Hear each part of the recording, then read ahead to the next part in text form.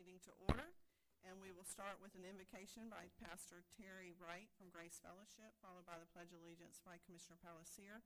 Please stand if you're able to do so. Let's pray together. Father, thank you so much for a free country and a free land where we can assemble, deliberate, make decisions and choices. And Father, prayerfully and hopefully ones that honor you. And so, Father, I pray for the men and women who work in our county. Bless them, Father. Give them good days. Lord, give them favor with the public.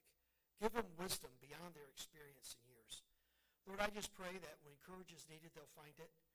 When compassion and understanding is needed, it'll be near to them. And Father, cause us as a community to be thankful for men and women who would sacrifice their time, their effort, and their careers to serve us. So, Lord, we just thank you again for these men and women. Thank you for our commission. Thank you for Mr. Suggs, for Julie, for their work. Now, Father, bless them, we pray, in Jesus' name. Amen. Amen. Please join me in the pledge. I pledge allegiance to the flag of the United States of America and to the republic for which it stands, one nation, under God, indivisible, with liberty and justice for all. Thank you. Please remember to silence your phone. The agenda is on the back wall along with the blue comment cards if you would like to speak later on in the meeting. So before us today, we have the approval of the minutes. Madam Chair, I move approval of the minutes as stated in our packet for regular meeting May 13th, 2025. I second that. We have a motion and a second. Any further discussion? All in favor say aye. Aye. All right. We will recess the BOCC and call to order the Port Authority meeting. We have in front of us the approval of the minutes from the May 13th meeting. Madam Chair, I move approval of the Port Authority regular meeting May 13th, 2025 as stated. Second. We have a motion and a second. Any discussion? All in favor say aye. Aye. Aye. All right, motion passes. Moving into Mr. Sam Sullivan for the Port Logo Contest. Good morning. Good morning, Commissioners. As you're well aware, we conducted a contest to determine what the logo for our Port of Putnam will be. This involved submissions from students from grades 7 through 12, from our local community. We had multiple entries. It was a very challenging decision to make. First off, I'd like to thank the members of the panel that helped evaluate all entries. That was Ms. Lee Duran, Ms. Julianne Young, Mr. J.T. Stout, Ms. Laura Pavlis, and myself. I couldn't have done it without them, and I appreciate their input on the competition. Before we get into the meat of the matter, I'd like to recognize some of the contestants who are with us at this time, who were able to make it. It's summer. It's hard to get students at the places. If Ms. Kayla Hardesty, Melanie Horhas, and Ava Beck would stand and be recognized.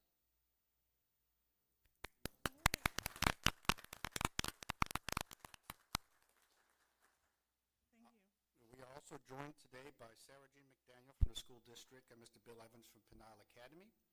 I was hoping to have the checks here, but I guess they're still being cut. You don't have banks, sir. So, with no further ado, in third place, The envelope, please. Mr. Joshua Dukes, Putnam Virtual School. He will receive $250, and the school district will also receive $250. Congratulations, Mr. Dukes. Do you have those logos so we could see which one was third? I only have the winner loaded up, sir. I'm sorry. I will be certain to share it with all the commissioners. In second place, from Penile Baptist Academy, Victoria De La Torre. All right. Congratulations. She will be receiving $500, and Penile will also be receiving a check for $500. Good deal. By the way, before I go into the final one, I would like to recognize Representative Bobby Payne, who provided the monetary donations to be given to the students in the schools. Thank you, Mr. Payne. All right. Thank you, Mr. Bain. And first place. And the envelope, please. Before we announce the winner, I'd like to mention the honorable mention to the two finalists who did not make the top three, and that would be Miss Ava Beck, homeschooled, who is present today, and Madeline Tilton from Deseret Academy. And in first place, from QI Roberts, congratulations to Tiffany Odom, our winner. winning logo will be displayed on the screen. No, it's me. That's not good. That's not the winner. We want the... Yes, I am not the logo. Rest assured of that. There it is. There we go. Thank you, Carrie. And this is the winning entry as judged by the 5 commissioners who were submitted, the 5 finalists. So congratulations to all the entrants. So for the IT department, our monitors aren't working up front. They're working just fine. And that is it. Thank you very much, unless there's any questions. No, I think, listen, this was new for us, and we appreciate the effort that you put into that, and I think it is exciting to have a port logo that's made by somebody locally. I think it's exciting. Thank you. Thank you. Sheriff, can we get the people up here to take a picture? Can we get what? The people to take a picture with us? Yeah, I don't think any of the winners are here today. No. If you want to do that, you want to do the students? Yeah, we'll have the That's good. students come up that entered the contest. That'll be If fun. those contestants, please come on up, get a picture with the commissioners. So the winner's not here. Correct. And if you're a contestant that arrived late, check in with me afterwards outside, and I'll get you your certificate.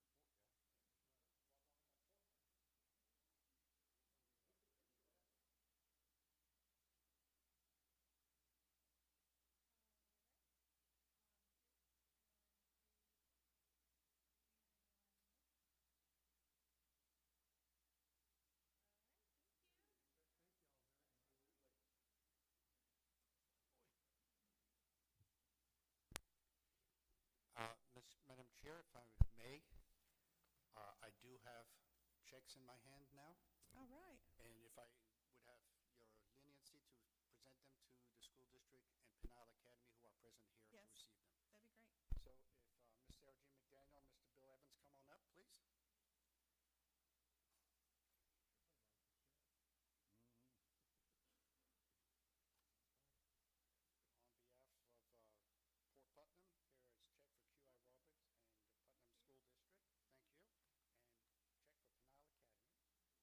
And Thank I will hold on to the student ones, and I will contact them best I can. I do understand one is probably a graduating senior, so that would be a little more challenging, but I might reach out for assistance on reaching out to them.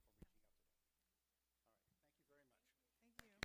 Thank you. All right, we're still in our Port Authority meeting. Is there any public comment regarding Port Authority items? And any general discussion from the board? All right, with that, we'll close the Port Authority and reconvene the BOCC meeting. The first presentation for the VFW has been pulled, so we'll go right into library services with Misha Johns and Wendy Simons regarding our summer programs. We pull item A. Mhm.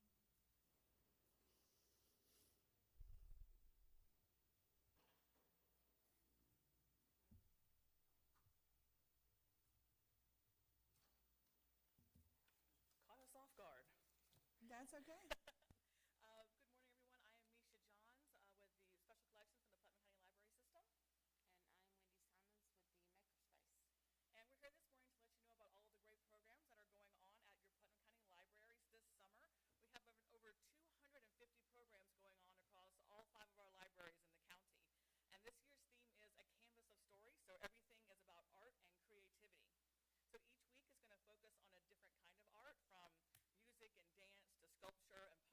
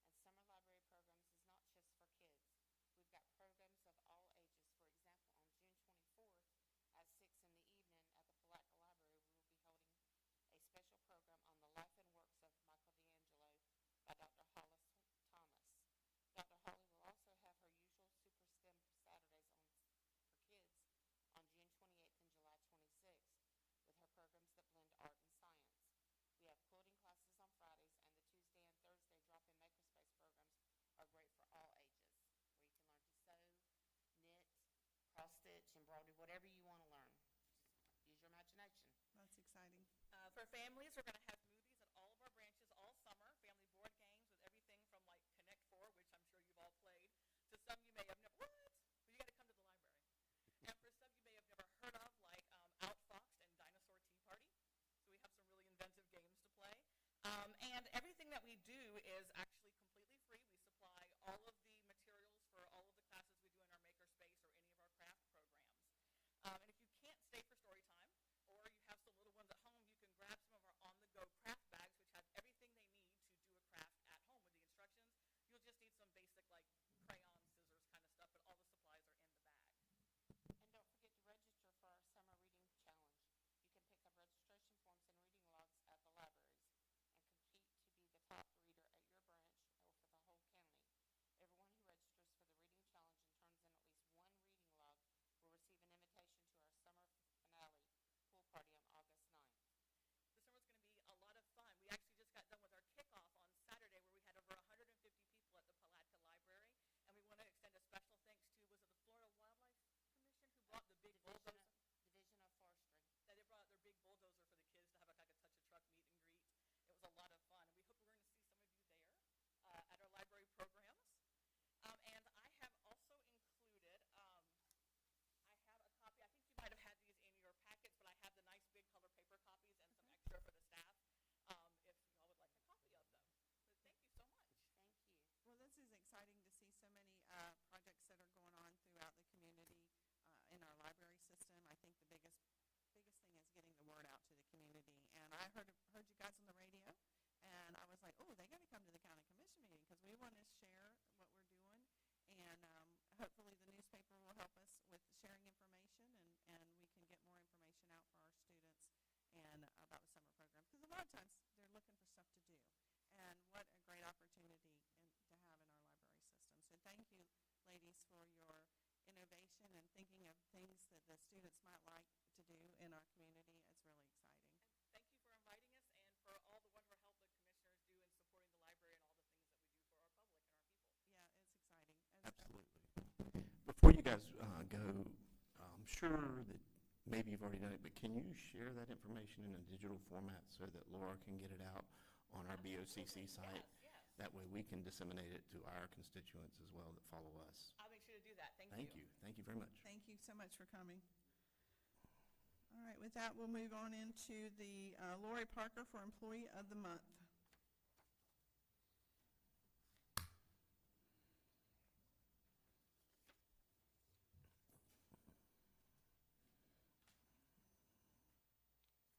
Good morning. Good morning. Morning. We received nominations for Employee of the Month, and for Employee of the Month, the award goes to Trevor Nelson. Trevor works for our Veterans Office. He is a Marine, and I thought there'd be somebody else. And you had some things, you want to say Yeah, something, there's Gordy? tons of crayons apparently in the library. We just learned about that. Actually, honestly, I can't say enough good things about Trevor here. It's once, twice a week, veteran walks in. He may or may not be inside the building or whatnot, but it has been praise after praise after praise. I know that one of his clients just got about $110,000 off their home loan due to some stuff that he's done for him. So, yeah, because the veteran is blind and he built his home for the blind, so he got a $110,000 grant, one-time grant from the VA that went straight onto his mortgage. That's a lot of money. Yeah. Right? So, this morning I asked, just seeing if I could get anything from Google out of this, hey, what does the public think about Trevor at Putnam County Veteran Services?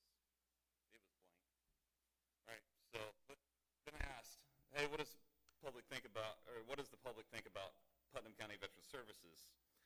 And the answer came back, public opinion of Putnam County Veteran Services is generally positive, with many expressing gratitude for the support provided. Veterans have reported feeling comfortable and relaxed when interacting with Putnam County Veteran Services, highlighting the helpfulness and support provided in navigating the benefits process. Additionally, some individuals mentioned a need for greater awareness and outreach to ensure that all veterans, including those experiencing homelessness, are connected with available resources.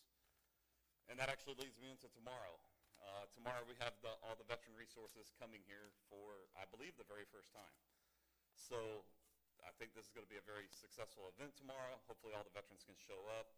But I wouldn't have this review from Google if it wasn't for that man right there.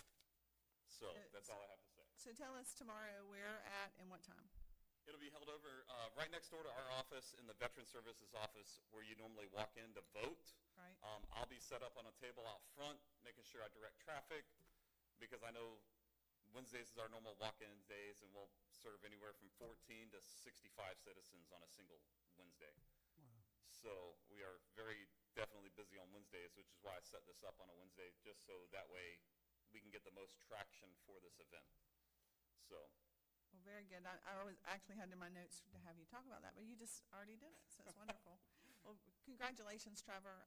You certainly are an asset to the county, and we appreciate you, and I know our veterans appreciate you, so thank you.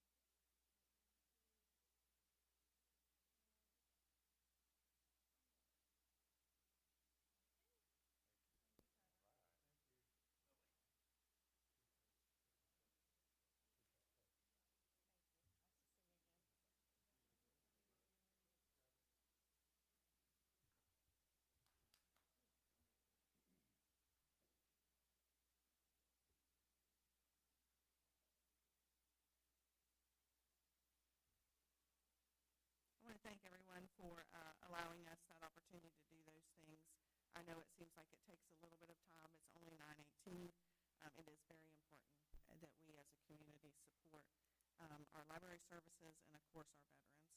Moving on to public comment on agenda items. This portion of the agenda is designed to allow citizens an opportunity to bring matters to the attention of the board. It is not reasonable to expect that the board will engage in debate or deliberation about matters on which the board has received no prior information as part of the agenda. Please limit your time to 3 minutes. Public comment cards are conveniently placed in the meeting room entrance and should be submitted prior to the meeting to the deputy clerk who sits to the right of the podium. So this is for consent agenda items, items 6, 7, and 8, consent, code enforcement, and new business. Is there anyone who would like to speak on consent agenda items? Okay, you don't have any cards. All right. Any commissioners who wish to pull consent agenda items, starting with Commissioner Palatka? I have none. All right. Commissioner Harvey? I have none, Madam. Commissioner Newbold? Commissioner Alexander? I threw you for a loop and took you last, so I just wanted to do something different. I'm used to being called out first by the teacher. I know, right? Mhm. And with that, I did want to pull item H. Madam Chair, I'd like to make a motion that we approve consent agendas items A, B, C, D, E, F, and G. Second. All right, we have a motion and a second. Any further discussion? All right, all in favor say aye. Aye. Motion carries. I just wanted to talk a little bit about our task for the North Putnam Drainage Grant. So what that is this county received an appropriation from the state to help with the flooding issues we have out in the Bostwick area. And this is the engineering services, but we will be having a public hearing meeting on June 18th. What's the date on that? 17th? Okay, June 17th at 6 o'clock at the Bostwick Community Center. So I wanted to share that. We will get that information out to the public. But what we will be doing out in that area is replacing a lot of culverts, cleaning out outfalls, cleaning out ditches. During the last hurricane, I rode that area, took a lot of pictures, and we have since hired this engineer, and they have done a big study to let us know the issues that are in that area. So specifically along Palmetto Bluff Road and out to Cedar Creek. So with that, I just wanted to talk a little bit about that for discussion. With that, we can move forward, if I can get a motion. I make a motion that we approve item H on the consent agenda, Public Works, task order number 3. Second. All right, we have a motion and a second. Any further discussion? All in favor, say aye. Aye. Thank you. Moving into code enforcement, case number 23-000908. Is there anybody here to speak for or against the code enforcement? All right. Good morning, Thomas.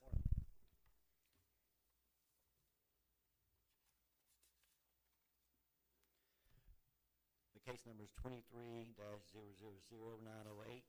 Address is 217 Lenore Avenue. The property owner is Valerie Brown. The violation is permit required in care premises. Original fine amount was $17,700. We had a tax surplus received of $60.70.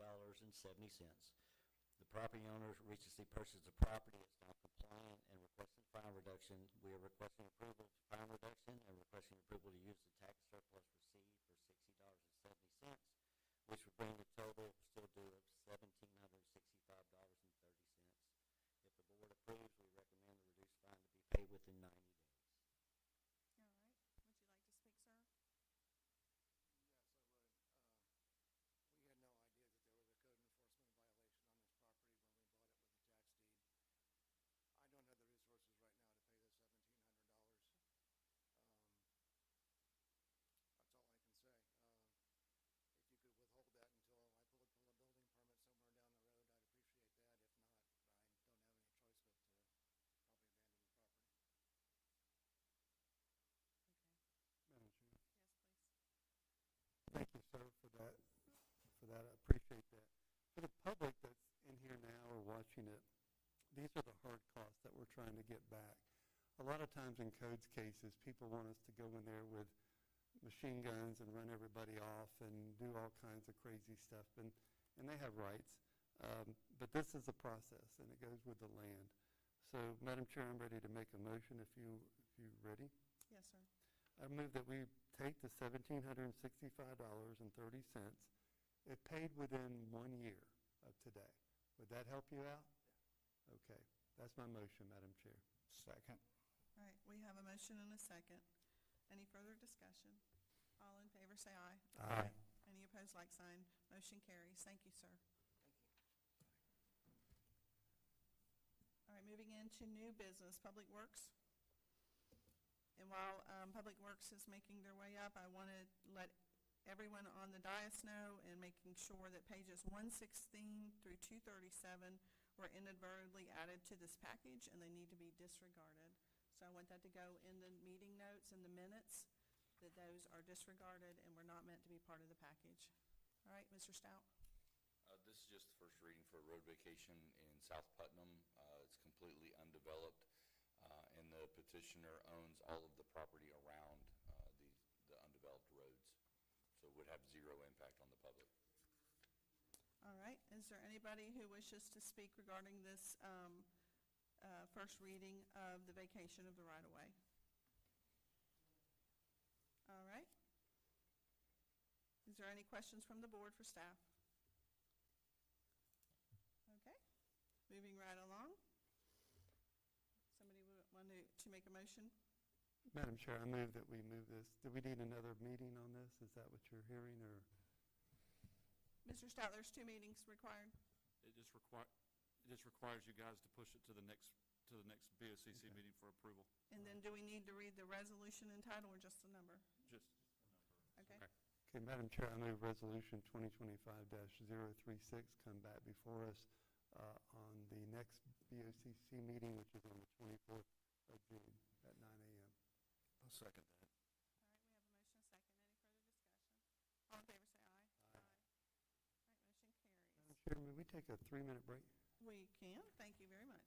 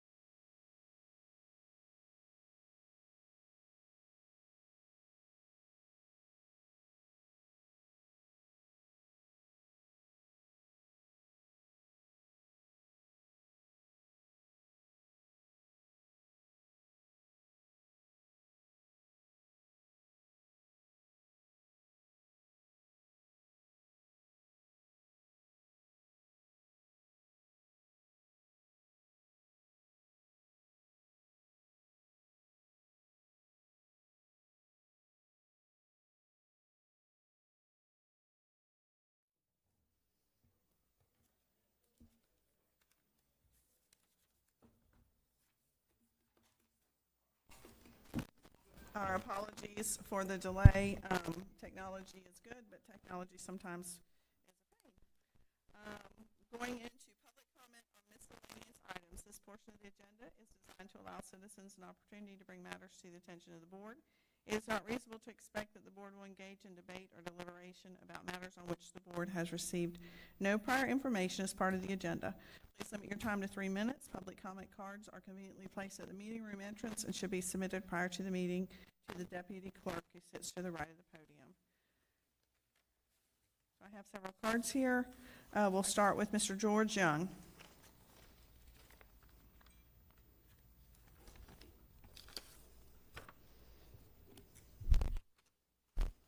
Please state your name and address for the record. Good morning. My name is George Young. Address is 222 North 3rd Street in Palatka, Florida. Thank you. Currently, I'm here just simply to extend an invitation to the county, to the commission, in particular for all your support for Palatka Babe Ruth. We will host the girls district softball tournament starting Thursday night here at Triangle Park through Sunday afternoon. This commission has been very instrumental in preparing the fields and the facilities and giving us the opportunity to host this year. So first of all, I wanted to say thank you very much for everything the county's done for us. If you haven't thought about giving some of your Parks and Recs folks some time off, I can tell you they're gonna earn it after this weekend. They have been very impressive. And we've been a little needy, so they have responded to us, and we appreciate that very much. But I wanted to make sure that each and every one of you understood we were going to be out there, and this is something you've been instrumental in helping us put on, so I wanted to make sure you had an invitation to be there. And if you got any questions, happy to answer, but it looks like we got a pretty good crowd, 30-plus teams, lots of out-of-town folks. Wow. So it should be a hot weekend. Right, a hot weekend. And how long does the tournament last? Thursday through Sunday, or? We'll start Thursday night. I think we're playing 2 rounds of games starting at 6 p.m. Friday will begin at 9 a.m., play through until weather allows us to stop. Last game start at 4 p.m. Saturday will be all day, 9 o'clock until we can finish. And then Sunday will be as needed. We'll start at 9 a.m., probably finish around 2 o'clock, weather permitting, depending on how many games get delayed, but that's the championship day. So usually it's just the final few games in each category. You've got kids from 6 and under all the way through 16 and under playing. Wow, that's a lot. And then all of those have families that are coming into town. It's a great opportunity for Putnam County. And thank you for your role in donating your time for the Palatka Babe Ruth. You're right, this commission has spent time and energy and resources in that field, and not just for this tournament, for all of the community. And we're excited to see that this championship program is coming, the district championships coming to Putnam. That's exciting. Are there any other comments from the board? Yes, Mr. Young, I was just curious as to how, you may have said it and I didn't hear you, how far out a ranging area do we have people coming? Would you guess? You would ask me that question. I need the T-shirt that has all the counties on it. I think it's 12 counties in this particular district. Wow, as far that's away great. as Dixie County, if I recall. And we're kind of on the eastern edge, all the way over to Dixie, but you got Alachua, Bradford. You got several teams. Well, you got Melrose and Palatka participating in it, Keystone, and then on past Alachua. Good exposure for the county and the ag rec department, absolutely. Yeah, and if you haven't been out to your fields lately, they look good. They I've really heard. do. I'd like to go out there and check them out. All 3 of my children played with Putnam County Babe Ruth, as well as I coached out there for over 10 years. So I haven't been out there in a while, and I'd like to go back. A lot of good memories out there. Thank you for what you've done, George. Well, we appreciate what the commission's done to help us host this. It was a little bit of a competition. It takes a Managed to ton of pull it effort. off. Well, let me rephrase that. We got him here. We'll see if we pull it off. They're already starting to talk baseball, but I'll save that conversation for later. Well, if you need anything from us or staff, please let us know.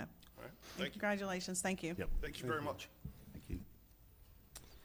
All right, next we have Mr. Dan Steele up. Mr. Steele, just so you'll know while you're coming up, I have passed your photos to all of the commissioners, and we've all reviewed them. Yes, my name's Dan Steele, live at 202 May Lane. I'm here to talk about the roads out in West Putnam again, and this time I brought pictures. If you can follow along with me, the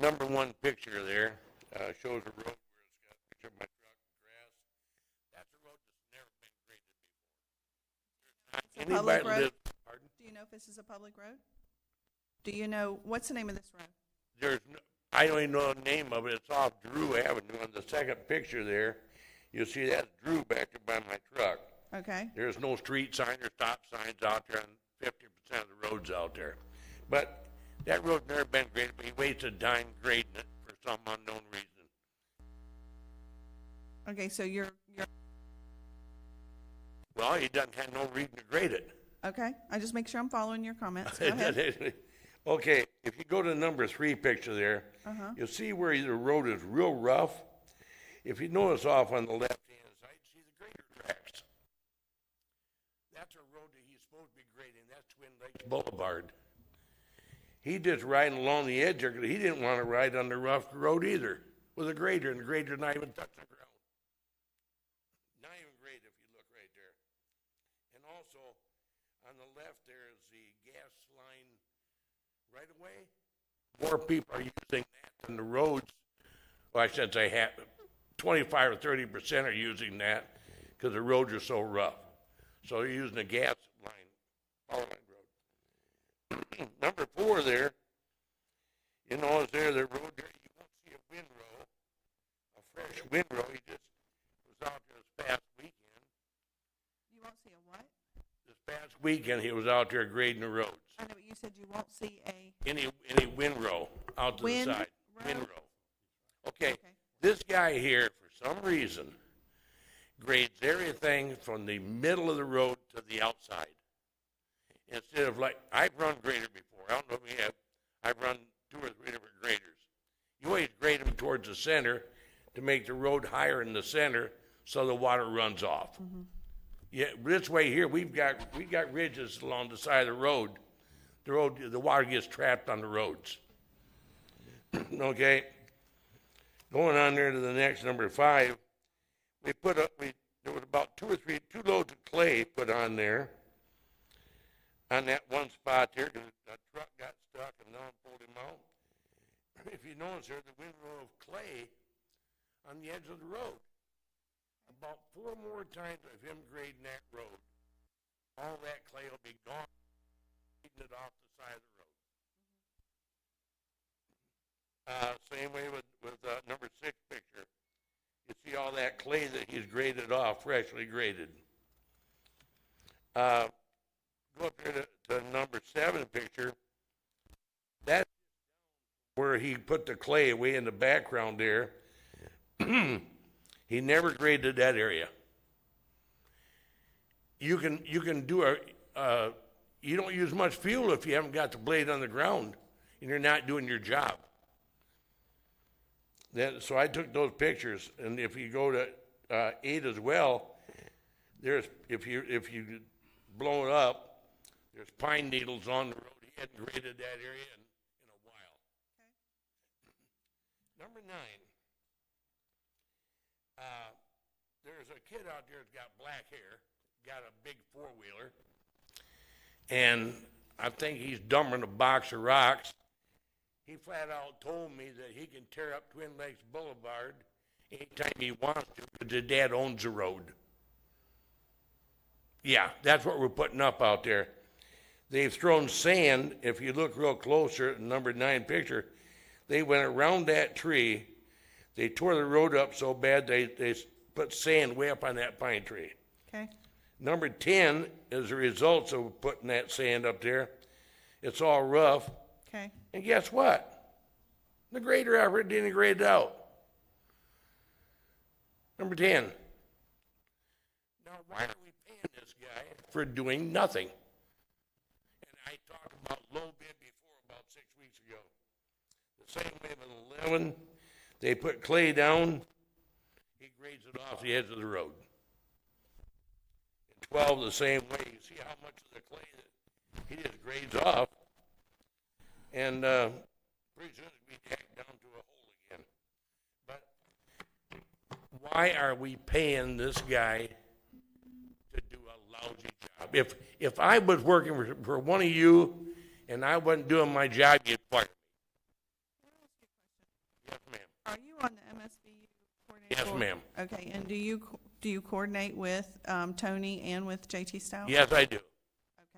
And I drive that area quite a bit, and Tony will verify that. I was way over on, I reported an area the other day to Tony, over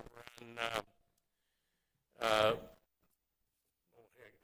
Lake Trail over there, Florida Trail. The other day it was real bad, and he took care of that.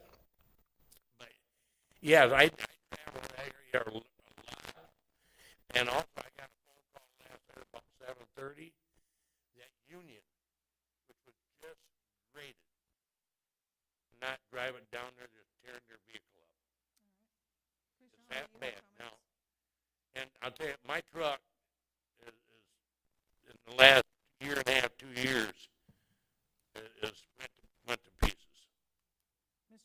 Commissioner Harvey. Now, Thank you, Madam we talked Chair. about this low bid before. Thank you, Madam Chair, and I appreciate the opportunity to speak. What can we do Madam about Chair. the low bid, getting rid of him? Sir, Right, let's talk about this. Go ahead. Go ahead, Larry. thank you.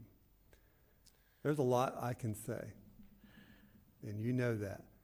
But you recently moved here in a few years from Jacksonville, Yep. and you Well, I bought didn't that move to place out. Jacksonville. I've lived in this county I for didn't over have a 30 years. paved road out there and tore it up. You moved out there on that road. We've had 1 inch of rain in the past month. Don't blame it on the rain, Larry. Listen to me. Don't blame it. We're not going to debate.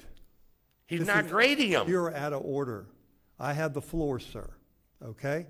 Now, let me assure you, back before the MSBU's ever started, 40 years ago, the county was grading roads maybe twice a year out there. Okay? Now the MSBU started, and the county is doing the best. But I'm going to tell you, there's times that the grader does not need to move sand around. And when you try to pull off the edges and put it in the middle of the road, we will not have traffic going through those roads. We have got to get moisture on those roads in order to handle that. And you've got the highest elevations out there in Putnam County. Don't laugh. It's not a laughing matter. It's a fact.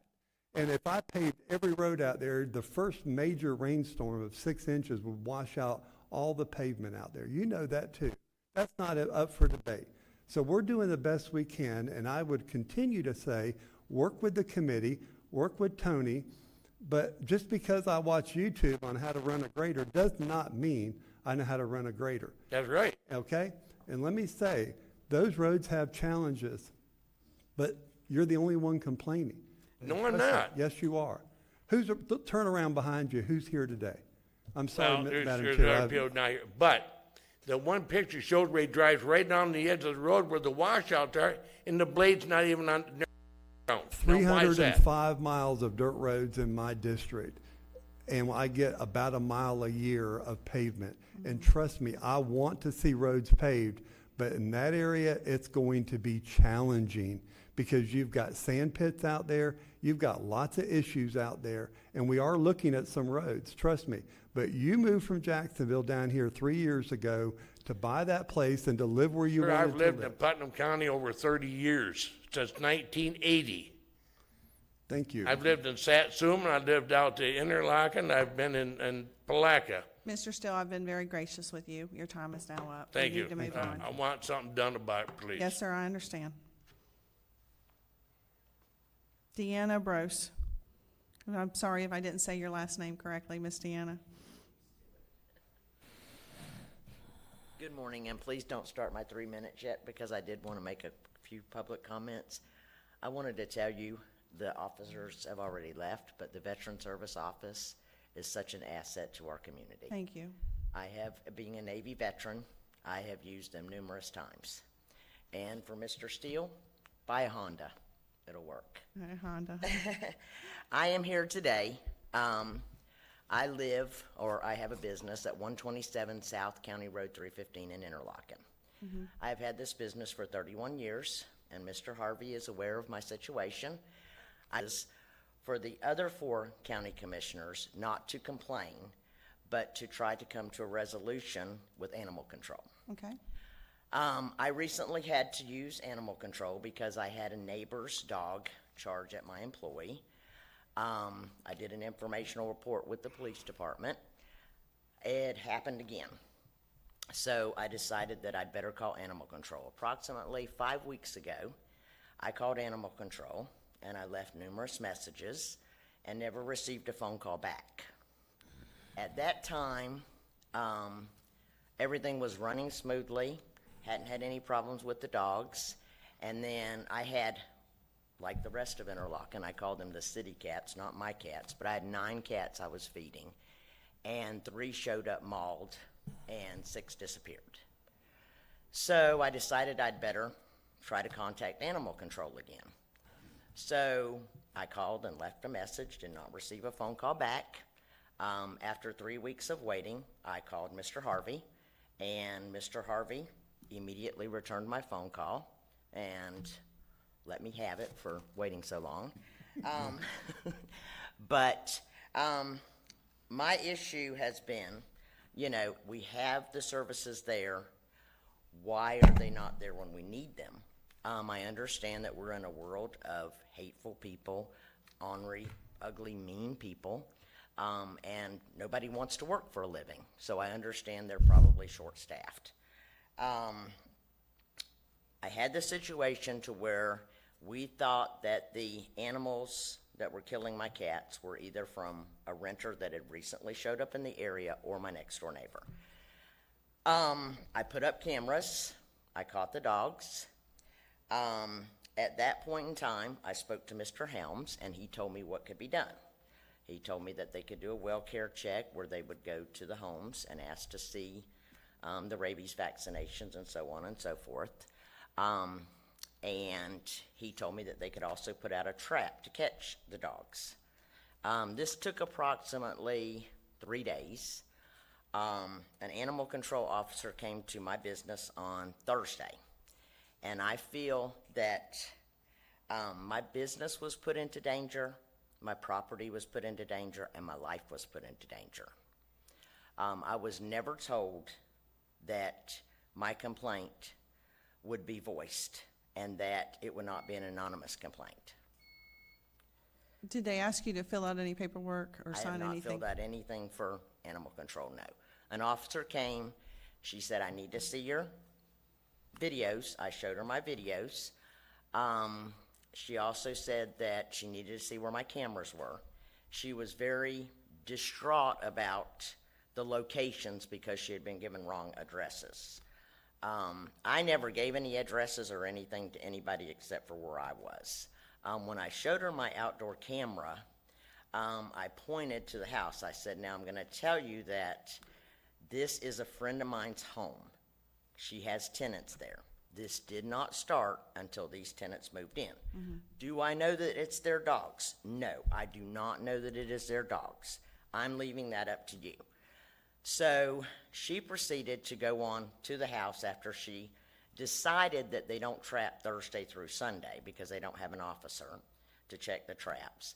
She proceeded to go over to the house, which I was not aware of what she was doing.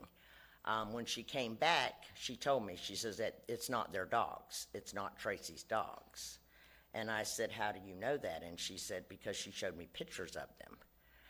To me, that's unacceptable. She didn't lay eyes on the dogs. Okay. This lady called me within 2 minutes of animal control leaving and reamed me out, threatened me, cussed me upside down and backwards. The animal control officer was there. She got on the phone and she said, Tracy, you need to calm down. After her going on, I just hung up the phone. Tracy said, I've known her all my life. I went to school with her. She's a bully. And I said, oh, great. Why did you let her know that it was me? You know, I did not know that they were going to tell her my name, my address, my name of business. So this has caused a lifelong friendship to be lost. I just lost one of my childhood friends over this matter. And I think that the procedures and things should be re-looked at and revised for animal control. That would be my hope, was that something like this doesn't happen to another person. Okay. All right. Thank you for your comments. Thank you. All right. Moving on, we go, our last speaker card is Travis Roberts. And then after this, Commissioners, we do have the Animal Services, Animal Welfare League has brought their trailer for us to go look at. Travis Morning, Mr. Roberts. 110 Yancey Circle, Satsuma, Florida, 32189. Yes, sir. Okay? I'm going to ask this for the 35th time. I'm going to be real polite about it. What's going on with Fort Gates Ferry? Of course, there's not going to be any answers. This is one report. I was told last time that, oh, what is going on with it, Travis? Because you're the one taking care of it or whatever. No, here's your proof right here. The county's had a contract with Fort Gates Ferry. I just spent a week in Tallahassee and up in Lake City. Here's the pictures. I'm going to leave this stack for you guys. These are rotted pylons. This is a report I just grabbed out of the 8,000 something pages I have. This is a report from 2012 that shows the rot when they condemned it for the third time. Okay? It's a 275-year-old piece of history here going down the crapper, and nobody cares. Yet it's used for emergency services to get across to the other side of Putnam County with the fire department, the police department, EMS, everything.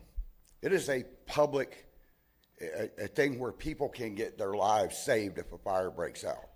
But for 7 or 6 years, I've been coming to this board. 6 years, I've watched 3 committees go through. You guys don't even have a lease for that piece of property because it ran out in 2019. So what gives? You guys don't even know what's going on in your own county. Piece of 275-year-old history going down the crapper. Dale and I, myself, and you guys never even bothered to ask me what my dog in this fight was. I own half of Fort Gates. I make nothing on it. It's to save this piece of history. But yet I get the same song and dance. Oh, we're working on it. 4 of you in January told me that you would be talking about Fort Gates in February. Never came to fruition. I've got an office sitting down there with mold in it that I turned in 5 years ago that 3 of the commissioners said they were going to have it taken care of because the road that they put in has flooded our office to where one guy has gotten mold poisoning, had to go to the hospital because he was trying to help us clean it out. You guys just, is it you don't care? The money was appropriated for both sides. Look at the rot. I mean, look at the rot on this from 2012. It went from 20 tons to 4 tons. But yet it's my fault. You know, what are you guys going to do? I have a solution. Turn the thing over to Dale and myself. Let your part of the lease go. It's already gone. Don't reapply for it. Right now, vote between yourselves and let Dale and I take this piece of history and save it. We have been dumping our own personal money and doing stuff to collect monies to help Fort Gates stay alive. And I know my time's up. It's the last thing I'm going to say. The Historical Society contacted me while I was up there. They got wind that I was up there. They want to make this a colonial thing because this coming year is not only our 250th year as being a nation, but it's also Fort Gates' 275th year, one of the oldest colonial places around, with the exception of St. Augustine, Florida. So I'd like to ask that you guys do it. I've asked for a workshop.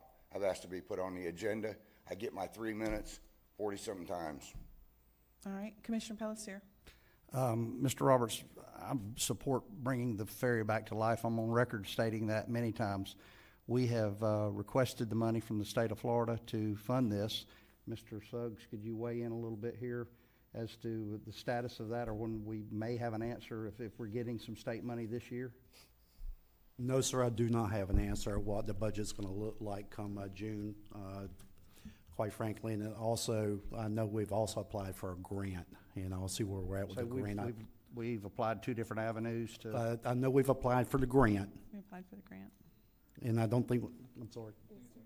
And it may be an appropriation request as well. However, given the situation that we're dealing with right now in Tallahassee, I haven't gotten any updates as far as where we might be on any of our appropriations at this time. Your comments are not falling on deaf ears, I promise you, because I support it. Commissioner Newbold is on the other side of the river. I don't know what kind of comments he may be getting. He may have some input here also. But we certainly do support bringing it back to life because it is a piece of history and it does not need to be washed away. And I actually have an article in the paper that I brought today about Fort Gates that I'm going to read here in a little bit. It's kind of ironic that you stepped forward today. But this thing is, I've heard some rumors of how it was dealt with prior to my coming on the board, and I didn't appreciate how that was dealt with if what I heard was true. But anybody just going over and saying, I can build it, I can do it, as I understand it, it has to be brought to DOT standards. And it can't be just, a couple good old guys that want to help and pull together and do it. That's great and wonderful, and the help and the input is greatly appreciated, but it has to be brought to DOT standards for there to be a ferry to come in there and pick up cars and take them across to and fro. That's my understanding, but your comments are not falling on deaf ears, I assure you. Yes, sir. I understand. It was supposed to be bought to DOT standards in 2001 when they condemned it and bought it from 20 tons down to 15 tons, and then over the years kept getting condemned. But I don't know how you guys can go for a grant on a piece of property that your lease ran out on. That'd be like me going and getting a Corvette in your name. How am I going to do that when I don't have anything to do with your credit? I don't have anything. I can't put your house up for collateral because I have nothing. I have no dog in the fight. And that's what the state told me, is how is Putnam County going for a grant when their lease ran out in 2019 and then in 2021? Because nobody ever bothered to check in on it. It's like I'm, pissing in the ocean and trying to fill it up here. Travis, that's a legal question, and I don't. Travis, with that being said, who actually controls the property? I'm sorry? With that being said, who actually controls the property if our leases run out? That's what I asked them, and they said they don't know. That Tallahassee, we're supposed to have a lease till 2044 with the Department of Forestry on the upland. On the water rights, you guys are supposed to have a lease until 2021, which ran out. And I come in 2019 saying, I actually did it when Karen Newball, when not you guys particularly, but in a workshop, they voted to go ahead and give her an extension on her contract. She's the lady that has the Drayton Island ferry that goes back and forth to Drayton Island. And, you guys voted it in to renew the contract then. Putnam County Commissioners did. Just like that. Okay. I've been asking for a contract so we can keep it alive. I would rather the county turn it over to me. And I know more about this ferry than anybody. But like you just said, we can't turn over something we don't control it. So let us do a little research with our staff and find out whether what you're stating is in fact true, if there's more to it than that, because we can't make any decisions, like you said, on a piece of property that we don't own. You're not falling on deaf ears, and not one of us up here wants to see a piece of history be disregarded. But based on what you're telling me, we can't take any action on a piece of property we don't own. So give me the opportunity, or give Mr. Pelletier the opportunity to do the research on the background of the lease and see if in fact that is the case, and we will get back to you on that. Thank you for bringing that information to light. All right. When I was saying that I'd like you guys to turn it over to us, that means the county doesn't have to pay for the other. We can't turn anything over that we don't control. I'm saying, if you get, and he said they're going to do some research in it, and you guys decide to go ahead and renew your lease with them, if you don't fight me, I'll go up there and get the lease put in my name. I can do it. It's $500 a year. I understand, but we don't know what litigation that might subject us to down the road if something happened. If you are a subleasee of that, please allow us the opportunity to explore these options. Okay, how long would you like, sir? Mr. Commissioner. How long do you need? Because I've been waiting 7.5 years. Well, I understand that. I've been in office 6 months, so give me a little bit of time. 6 months? Thank you, sir. I Thank you. appreciate it. I'll wait and file any lawsuits or anything for 6 months. Just to add a little bit more to that, Mr. Suggs and I actually have a call into the ranger of the Ocala National Forest to meet and talk about this and a couple other issues over there that are on my side of the river that we're trying to resolve. So hopefully, we can kill a bunch of birds with one stone, but that's the federal government you're dealing with. It's not Putnam County. I appreciate you guys. Thank you for your service.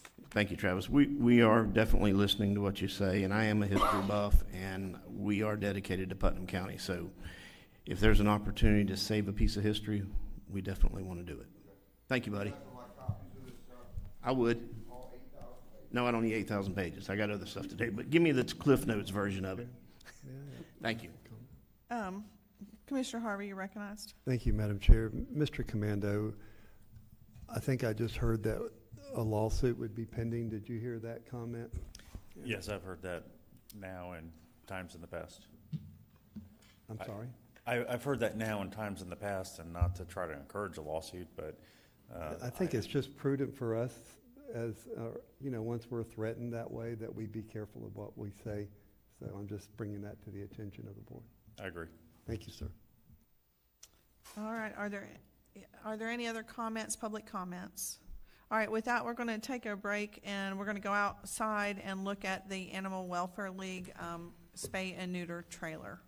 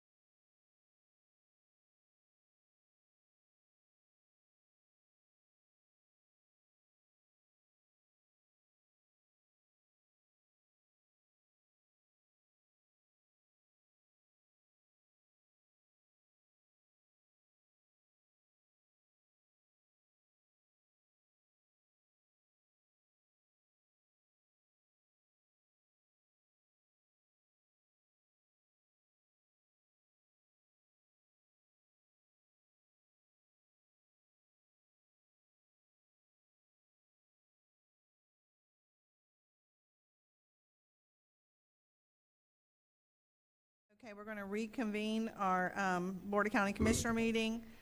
We just took a few moments of our time to go out and look at the Animal Rescue Consortium spay and neuter trailer in which the county contributed on. And I'm going to have Miss Jenny Oakwood from ARC Rescue in Crescent City come up and just say a few words about, you know, the process and where you're at and what we can look forward to. Thank you so much. I will never forget this day. And I might start crying. ARC Animal Rescue, with the help of BOCC and other cities in this Putnam County, had made this possible. We started with adoptions only. Then we started with low-cost vaccine clinic. Then the spay and neuter mobile unit clinic. We have so many plans. As you know, now we have to set her up, making sure that the vet assists us with that. And we are going to definitely grow. 2025 is the year, the best year for animal welfare. We have a new shelter coming soon. Coming soon. And the spay and neuter mobile clinic. And you have to remember, there is no humane societies in this county.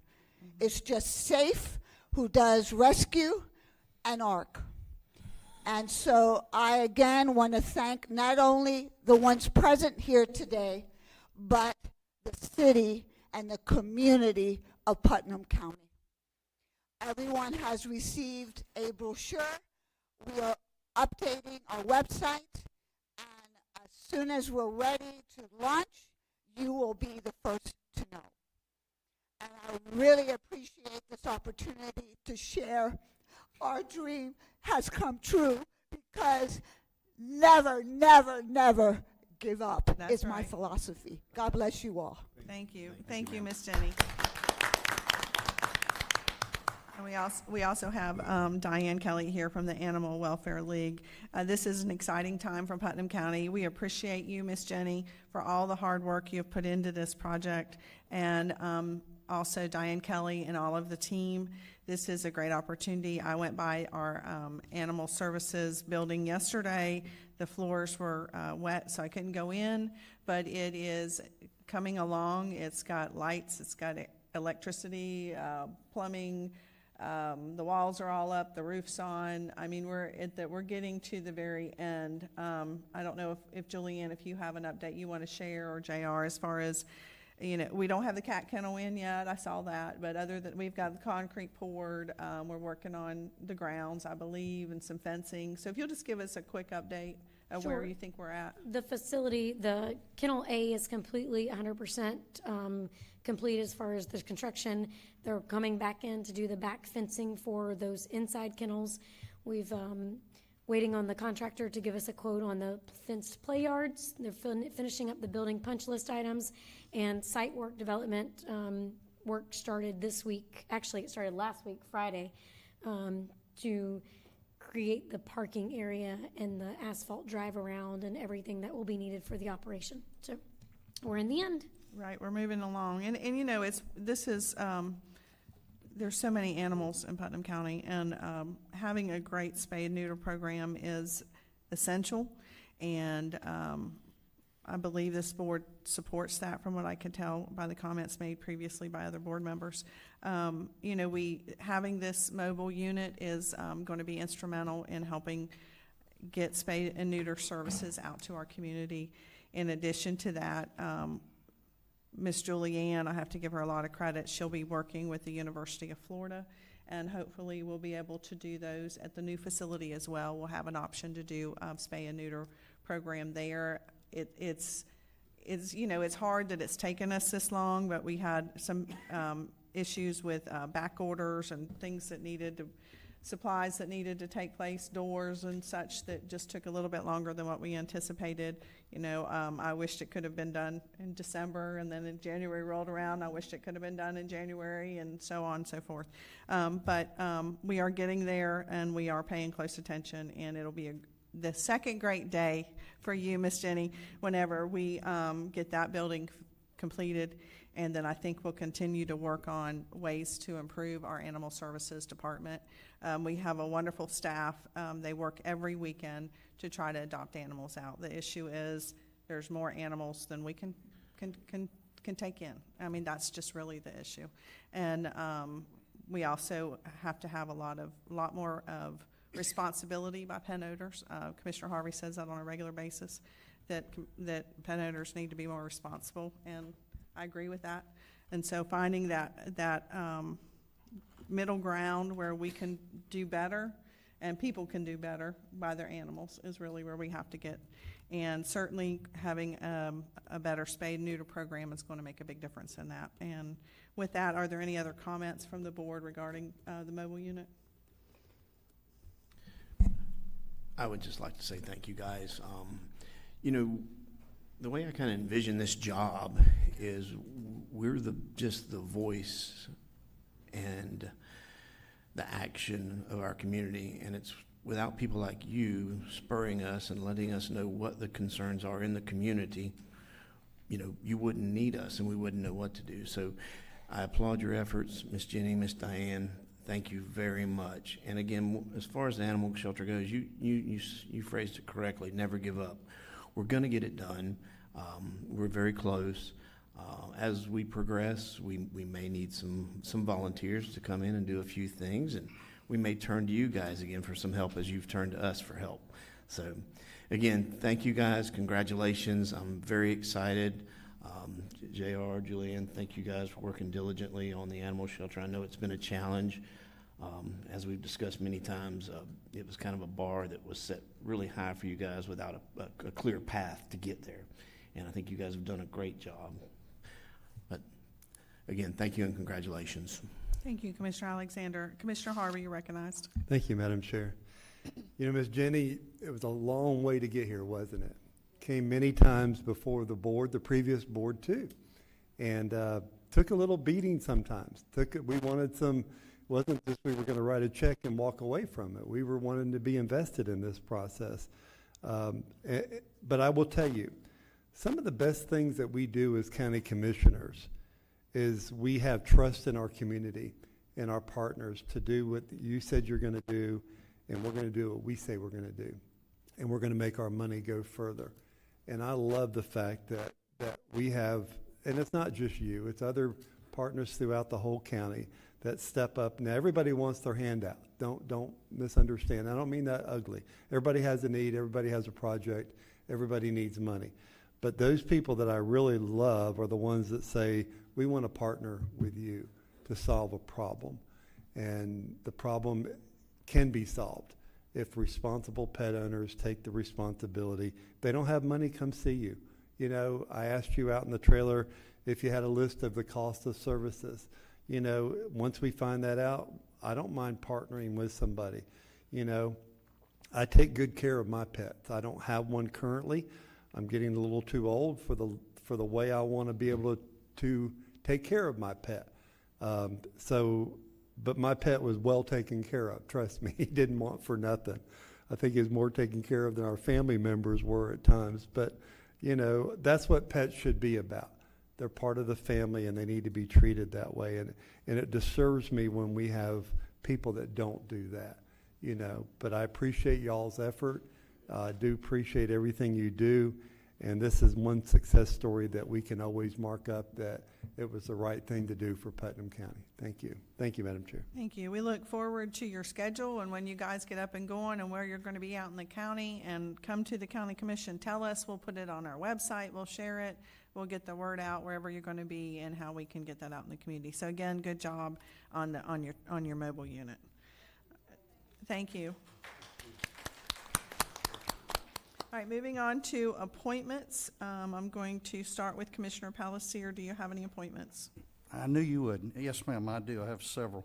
Okay. To the Better Place Plan Oversight Committee, I'd like to appoint Mr. Tim Williams. Linda, I have all the numbers and contact information for these. After the meeting, I'll get them to you. So you're, okay, District. Who's that again? District 5. District 5, okay. Tim thank you. Williams. Tim Williams. All right. to the Oversight, Better Place Oversight Committee. Yes, sir. On the Fair Authority Board, I want to remove Lindsay Lambert and replace her with Larry Korn, Mr. Larry Korn. Okay. I want to reappoint Mr. Kyle Hines in the Fair Authority also. His term is up. And on the Greenbelt Advisory Board, I want to reappoint Mr. Mike Barrican. Okay. And that is all I have at this time. All right. Commissioner Harvey, do you have any? I have none today, Madam Chair. Commissioner Newbold? I have one today. I'd like to reappoint Mr. Wayne McLean to the District 1 slot for Fair Board. All right, thank you. Commissioner, and that's it? Yes, ma'am, that is it. All right, Commissioner Alexander? I have none today. Okay. And I don't know why my Fair Authority appointment's on here. I have a term expiring again in 6/30/2025, I believe. That's Mr. Scott Tilton. I'll address that at the next board meeting, but I think that he probably should be on that list because I think it's 6/30 as well. But we have time. We still have till the end of the month, so we're good. With that, I have no other appointments. Going into Clerk of Courts, Clerk Reynolds, do you have any comments? Good morning, Madam Chair. Good morning. And Commissioners. I'd just like to say I'm looking forward to the Veterans Resource Fair tomorrow. We'll have staff at a table there trying to get additional word out about Putnam County's Veterans Treatment Court, as well as the ability for our office to record veterans' DDs 214s in the official records. That's something that they can add permanently to the county records if they would wish to do so. Okay. So we'll be available and have a table there tomorrow, so we're looking forward to it. And good to see them, one of their employees get recognized today. Yeah, exactly. That's all I have. All right, thank you. And how is your project coming along for your customer service? It's currently ongoing right now. I believe demolition has started, and the first phase will be working the bathrooms to make them ADA accessible, with the amount of, over 30,000 people coming through, our facility every year. Wanted to be sure that, they have restrooms that are accessible to the public. So we'll be handling that first, and we're still unsure about when exactly to anticipate total completion of the project, but Mrs. Julie McLean's doing a fantastic job at kind of herding all those cats. So, but things are progressing. So, no pun intended. Thank you. No pun intended. All right, very good. County Attorney Rich Commando. Thank you, Madam Chair. Just a friendly reminder that if you haven't done so already, your disclosure forms are due at the end of this month, so that you don't end up on the list where you start getting fined on a daily basis. But if you have any questions about how to complete those forms, just let me know. Thanks. Right, and we have our ethics training coming up. So, do you have an update regarding Tallahassee, or what do you think regarding the Rural Renaissance Bill? Have you been following any of that? I have. The last I saw yesterday afternoon, it appears the Rural Renaissance Bill is dead. So. Oh, man.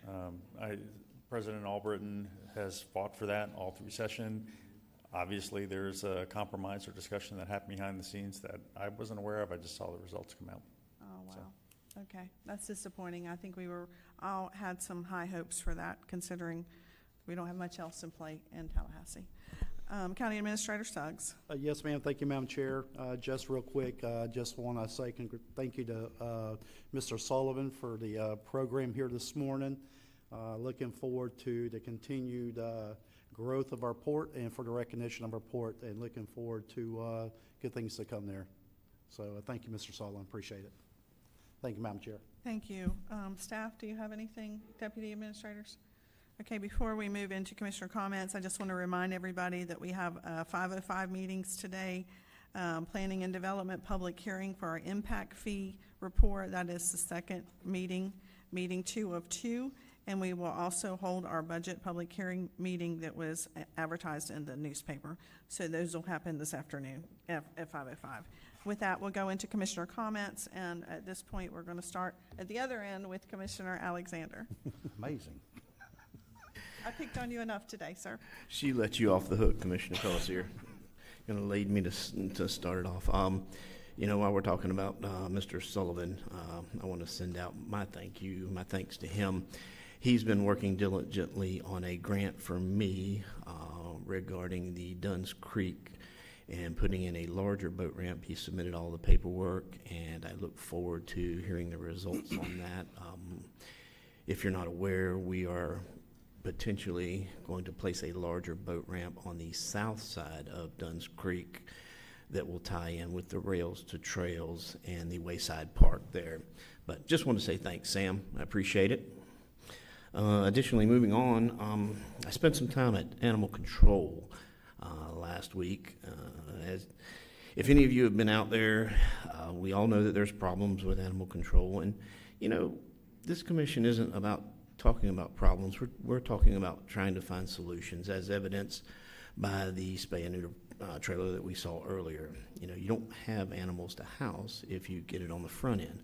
But currently we have an issue with animals to house and the staff to take care of them.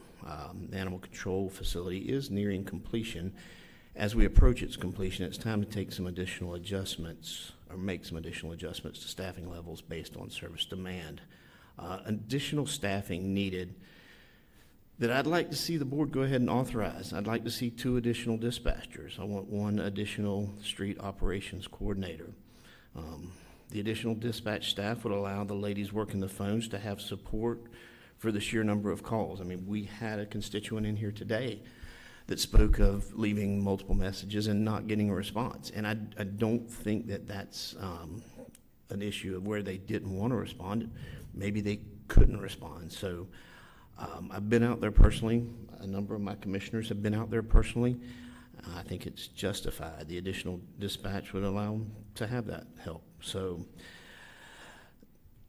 the dispatcher would also fulfill the role of general department support. They'll help the volunteers, community programs with fostering animals, working with rescue organizations, citizen drop-offs of donations, creation of ads to share the information on animals that are ready for adoption, and various other things. I think that in my short time as a commissioner, I think a lot of what we do isn't publicized, and a lot of what we need isn't publicized.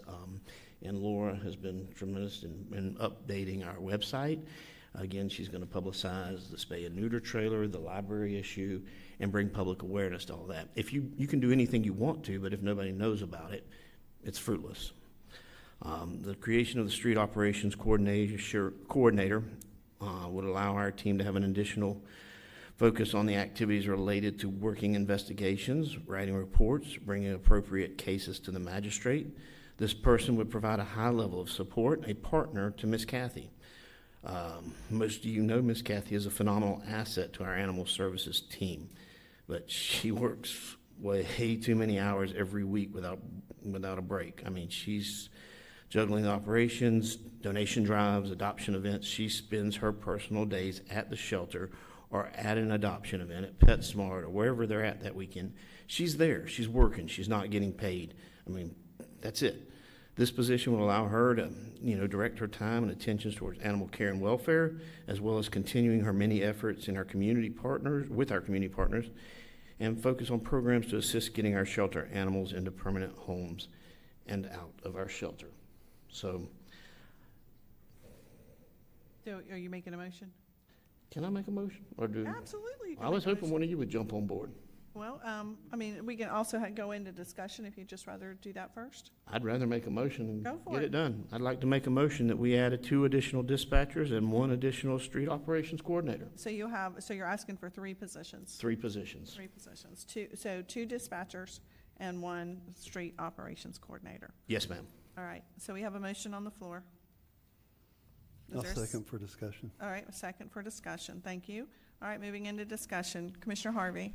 Thank you, Madam Chair, and thank you, Commissioner Alexander. I actually have written down something a little different. I don't have a problem with the position. I would like to see where it's going to be funded from. I could probably support a dispatcher and the operations. I do think it's going to get better when we get to our new facility, and I think we're going to see that. But my idea was more of a call center type situation where we bring people in who are answering the phones at their locations to a location. With our new phone system, you can pretty much route it anywhere you want. And I would like to see that take off in the future where no calls are going undone anymore. and they're rated as far as if it's a dog bite, it goes to administration immediately. You know, if it's a pick up a cat down the road, it might not be a level 1, it might be a level 3. But I do think it's time for us to look countywide in all of our departments and see. But you're right, animal control is what we're hearing the most of right now. But maybe if we could free up other people to do their job during the day. Because, you know, I always say this, and please forgive me, but work is a terrible place to get work done sometimes because you're interrupted, you're here, you're there, you know, you got other work that you're trying to do when you're answering the phones. But I would support this, and I'd like to see it brought back at another board meeting, but I would only really right now go for one dispatcher and one operator, but I'd like to see where those numbers come out at. Thank you, Mr. Alexander. Thank you, Madam Chair. Commissioner Newbold. Thank you. In theory, I like the idea. I think we've got momentum in this program. It's a area of focus we need to improve over time. We're right at the beginning of our budget cycle. I know we just got numbers back from the property appraiser, and our income is stagnant. I have not been at this long enough to know how much leeway we have in creating new positions. I'd like to see us a little farther along the budget process, but I will say I'd like to focus on this, would be supportive if the budget allows, even if we need some creativity there. I think it's a perfect time to push this issue forward, and with a little bit more clarity from budget, I'd be willing to jump in. Thank you. Thank you, guys. I appreciate the comments. I definitely agree with what Mr. Harvey was saying, that it would be a great idea to work with staff at the animal control to prioritize and have knowledgeable staff in there. But we have such a great turnover in that area, and a lot of that, to me, has to do with quality of life. And basically, I equate what those folks go through to something similar to a PTSD type event. And it's a struggle, and if we can take some of that load off and provide a better service to our community where our calls don't go unanswered, because as our constituent was speaking today, I've had multiple calls of people not getting phone calls returned, and I think it is because of the workload that is at the current facility, and they, you know, if you try and go back and return calls at the end of the day, you're done. Mentally, you are done. It's hot, it's nasty, and they need help. And, you know, maybe we could structure their day and work with Kathy on that, and give them some input on what we've seen throughout our careers and efficiencies. But there is, in my opinion, definitely a need for additional staff. Regarding the funding aspect of it, JR, maybe staff could provide us some input on whether it's feasible and whether we have the dollars to do that. Mr. Leanne? Commissioner, before we move forward, I do have Commissioner Pelletier wants to make some comments. So you're fine. I just want us to fully vet this. So go ahead, Commissioner Pelletier, before we go to staff. I will be very brief. I'm on board with what you're talking about, Commissioner Alexander, and you also, Commissioner Harvey. Maybe 1-on-1 on those two positions until we see, exactly how much is needed, and there again, how's we're going to fund paying these folks. That we're moving into budget season, and maybe just let that kind of sift out and play out, and then Ms. Young could give us some guidance and direction on where those funds might come from to pay for those folks. Yes, sir. But very much in support of it, not a problem. Thank you. And before, Ms. Young, before you speak, it was just 2 years ago, I believe, that we added 3 positions to animal services. I remember that during the budget cycle because I was the one who brought it up. And I don't know that I specified the positions, but I do think that I think what we did, it was an animal control officer, a dispatcher, 2 officers and a dispatcher, because at that time we only had 3 officers. Now we have positions for 5 officers and 2 dispatchers currently, right? And so what I believe in speaking with Mr. Helms, because I have had the issue of people calling and saying, I can't get anybody to answer the phone, and it's a problem. And when I'm getting stopped in the grocery store and I can't buy my groceries because people are stopping to tell me that they can't get animal services to answer the phone, that's a problem. And I mean, it's part of what we all signed up for. So we can expect that we're going to get stopped in the grocery store, we're going to get stopped in the restaurants we go to eat, or at the kids' ball games. That happens, and that's what we're here for. But I do, I think part of the issue in speaking with Mr. Helms is we can't keep the staff that we have, the positions that we have, fully staffed. And so there's such a high turnover rate. And to your comments, Commissioner Alexander, you're right. A lot of it has to do with the physical location that they're in right now. It's a crappy job, okay? Let's just say it. It is, and it doesn't matter. I mean, you go in and you think you're answering the phones that day, and instead you're cleaning out kennels and taking care of puppies 14 puppies or 30 puppies that just got dropped off in a box in the front of the gate. And all of a sudden what you came in to do for that day is not what you're going to be doing that day. And that's the challenge we have. And so I guess I have some questions for you, Ms. Julian, I know you're going to speak. But how often, what's the turnover rate? And then do we normally have 3 or 4 positions that constantly stay open? And then my last question would be, how quick do we fill them? Because I have heard that people have applied for positions and they haven't heard back for 6 weeks. So those are my questions. Thank you. So I'm going to wear a lot of hats. Right, you go ahead on. So I'm going to take a point of privilege, I guess. And I'll directly answer all questions that you might have, but let me also take an opportunity to advocate for this request and we talked, not this board, but many years ago, long before anyone's tenure here, frankly, the expectation of service level of animal services was not what it is today. But the expectations of the service level of animal services from the citizens and the board and administration today is at a far higher level, right? We've raised the bar. The citizens have raised the bar in what they expect back in service. Unfortunately, and I know we all nationwide blame everything on COVID started it. So COVID didn't start it, but it sure didn't help us. Because during COVID, everybody went out and got an animal.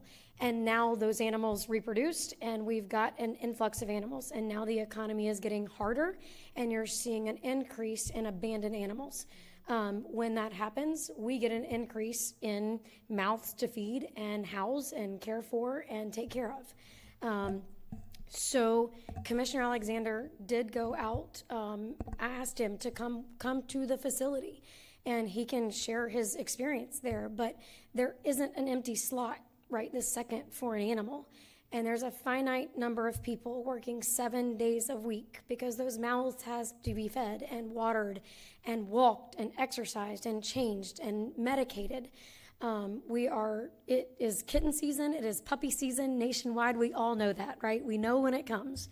But we have litters of puppies and kittens.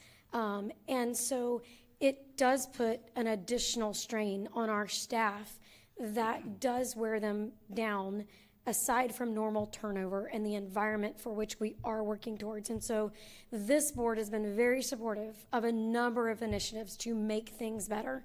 But I'm going to have to advocate that this is a much needed step. I'm not telling you it's the end step to right staffing, but we do need some additional assistance. Those dispatchers, we're calling them dispatchers, I'm telling you, they're general staff people, because a member of the public shows up with a truckload of towels they want to donate. That staff member's got to walk away from the phone and go take care of the truckload of towels that need to be brought in, laundered, distributed. And that goes for puppy toys, and it goes for volunteers that want to take an animal to the ravines, and it goes for all the really great things that the community partners are coming to, but require a human to interact with, right? And it takes away from their ability to do their otherwise. If we put on a piece of paper what a dispatcher does, it has nothing to do with what a dispatcher does in real life. And so we looked at call centers internally as well. Mr. Helms and I spent oodles of hours looking at call centers, and he did research and research and research. We could do a call center, but we're going to lose the intrinsic of someone being there for someone who wants to foster a puppy. I'm not ready to adopt, but I'll foster. Coordinating the trips to UF to get the animals spayed and neutered so that we can turn around and making them adoptable.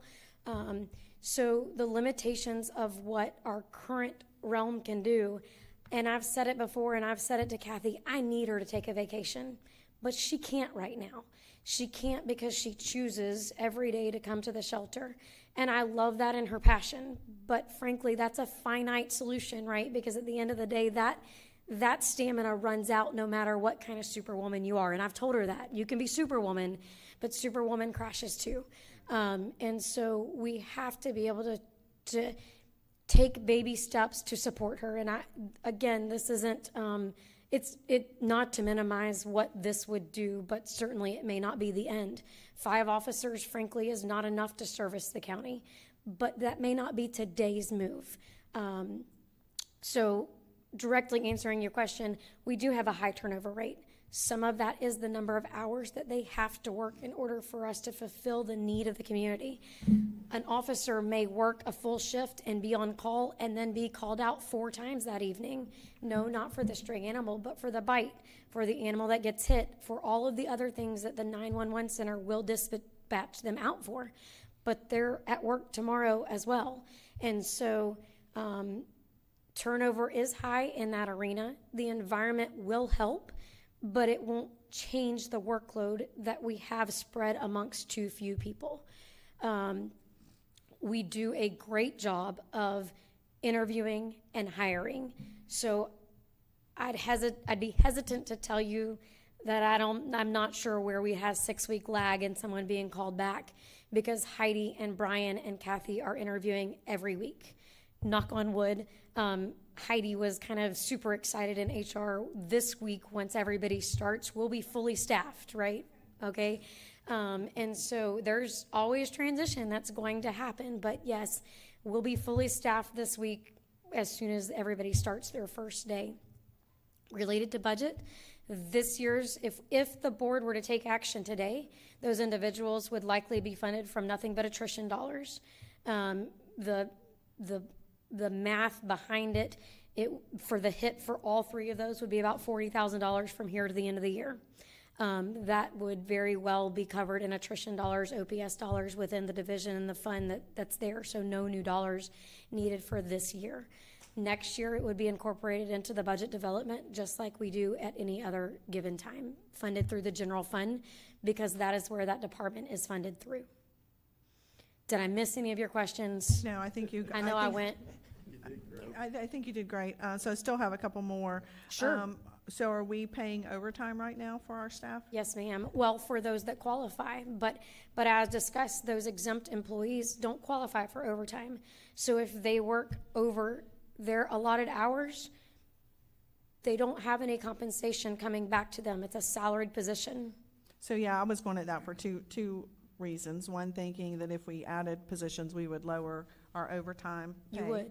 And second, I have always been an advocate for call-out pay, and we have not figured out how to make that happen, and you and I have had that 100%. discussion. I've had that discussion with all 3 of you.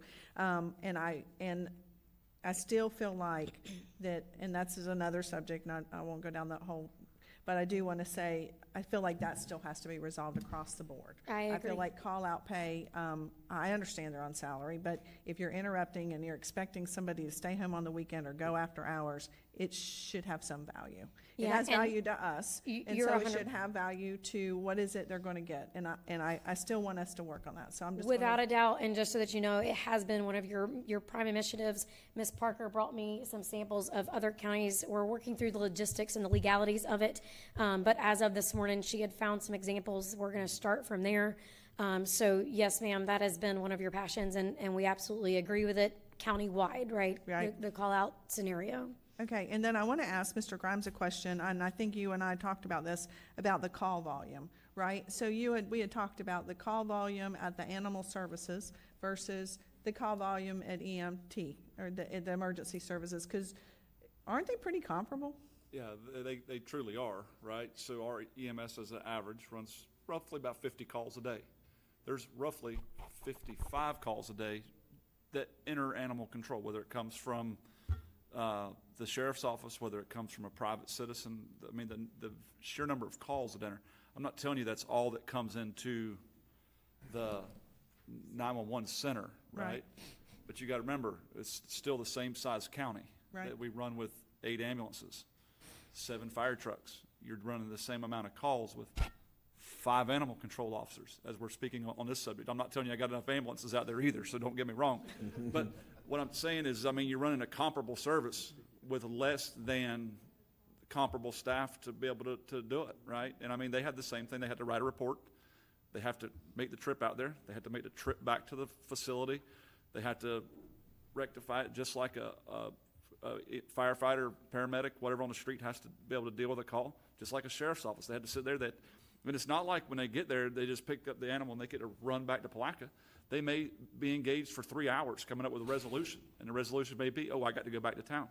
Well, by the time you've done that, you can get 2 of them done in a day, right? And there's 55 of them rolling. So, I mean, the math, in true words, the math don't math, right? You can't physically do it. And we're asking these guys, just like Commissioner Alexander talked about setting a bar high for an animal facility. Same situation. We're asking them to do an unreasonable task every day. Come in here, answering a phone. That's great. A lot of times the people on the other side of that phone, it's not, hey, come pick up this dog. It's, hey, I have this problem, and they go through their entire story, which sometimes you guys get the phone calls too. It takes 20, 30 minutes listening on the other side. Well, in that time, 15 more have come in. Well, you try to return that. You can't. It can't physically be done. And that's why I think it's an imperative that we give these folks at least an opportunity. And I think Ms. Young put it very well. This probably isn't the last ask, but it's one we have to do. Or we have to say, we'll accept the services for where they're at. And if we're willing to accept that, great. But I mean, it shouldn't be on the folks there, right? The folks there are turning it and burning it every single day. And we have to have compassion for them, or we have to lower the standard on them, right? Is it okay to call somebody back in 6 weeks? I don't think so. I think it should be immediate, or it should be end of day. But we got to give them the tools in the toolbox to be successful. Right. And one of the things, and I know I've got some buttons, and I'll call on you. So one of the things we talked about was the whole triage, right? And so this is the other problem. You get 15 calls, and you got to, Commissioner Harvey alluded to level 1, level 2, level 3.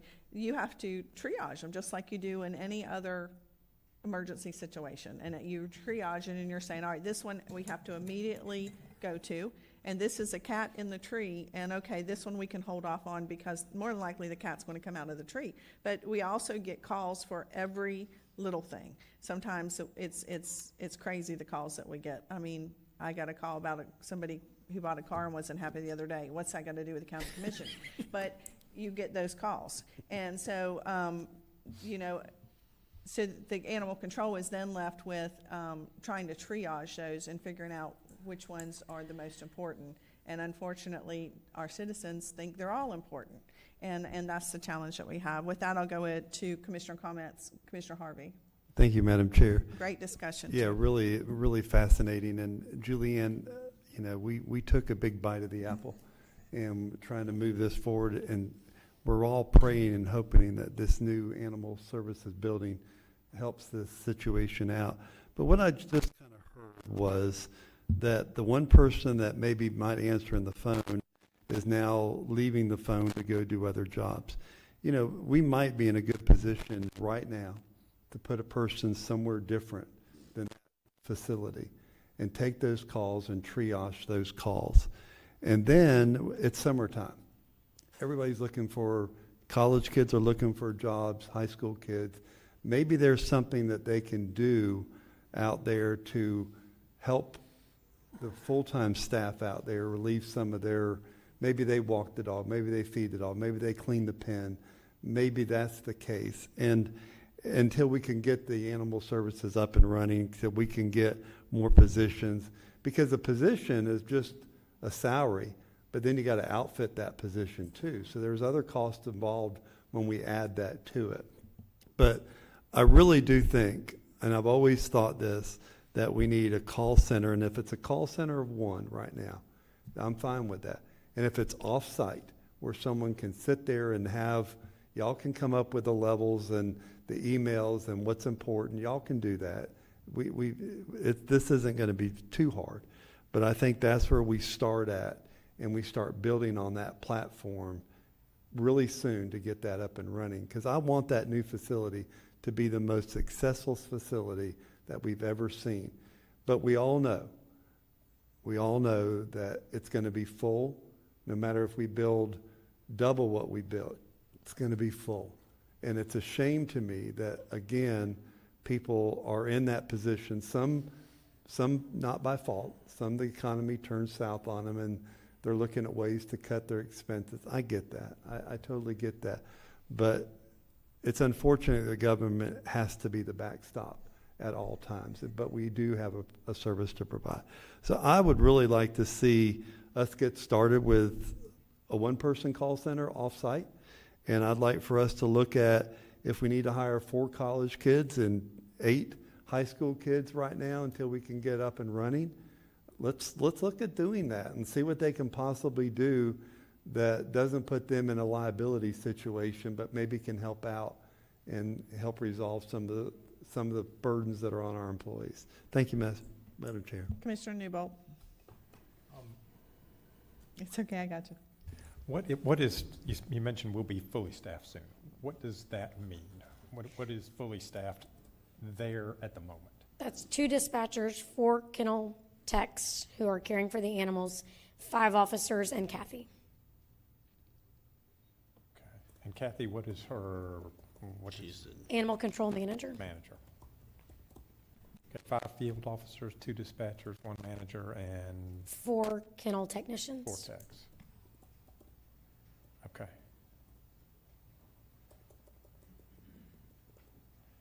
Is that all you had? Yeah, thank you for clarifying that. And it sounds like there is a little bit of room with attrition dollars Yes, at the moment. I'd be happy to move a little farther along this today and try to move something forward, and would be comfortable with a recommendation from you people-wise. I don't, Larry, I appreciate the creative thoughts on staffing with students and things of that nature, but I think we can, within our means, go a little farther than that. Anyway, I would look for some guidance there. Yes, sir. If you're asking me, my preference would be the 2 dispatchers and the street operations person. Commissioner Alexander and I had some great thought and conversation, discussion about what was really needed today, and agreed that doesn't mean we can't supplement with our interns, our intern program that we utilize. However, putting someone off-site and on an OPS, we love our interns, but we also love the stage of life that they're in, and we want them to enjoy that as well. And sometimes that means they don't always work every Monday, or they don't always work every Tuesday, and we want that. We encourage that because they need their summer as well. That said, we need the dependability and the reliability of having that person there and understanding the dynamics of the operation to the best that the dispatchers do, and able to support and assist those staff that are working very hard every day to support the citizens. Thank you. Commissioner Alexander, you're recognized. Thank you, Madam Chair.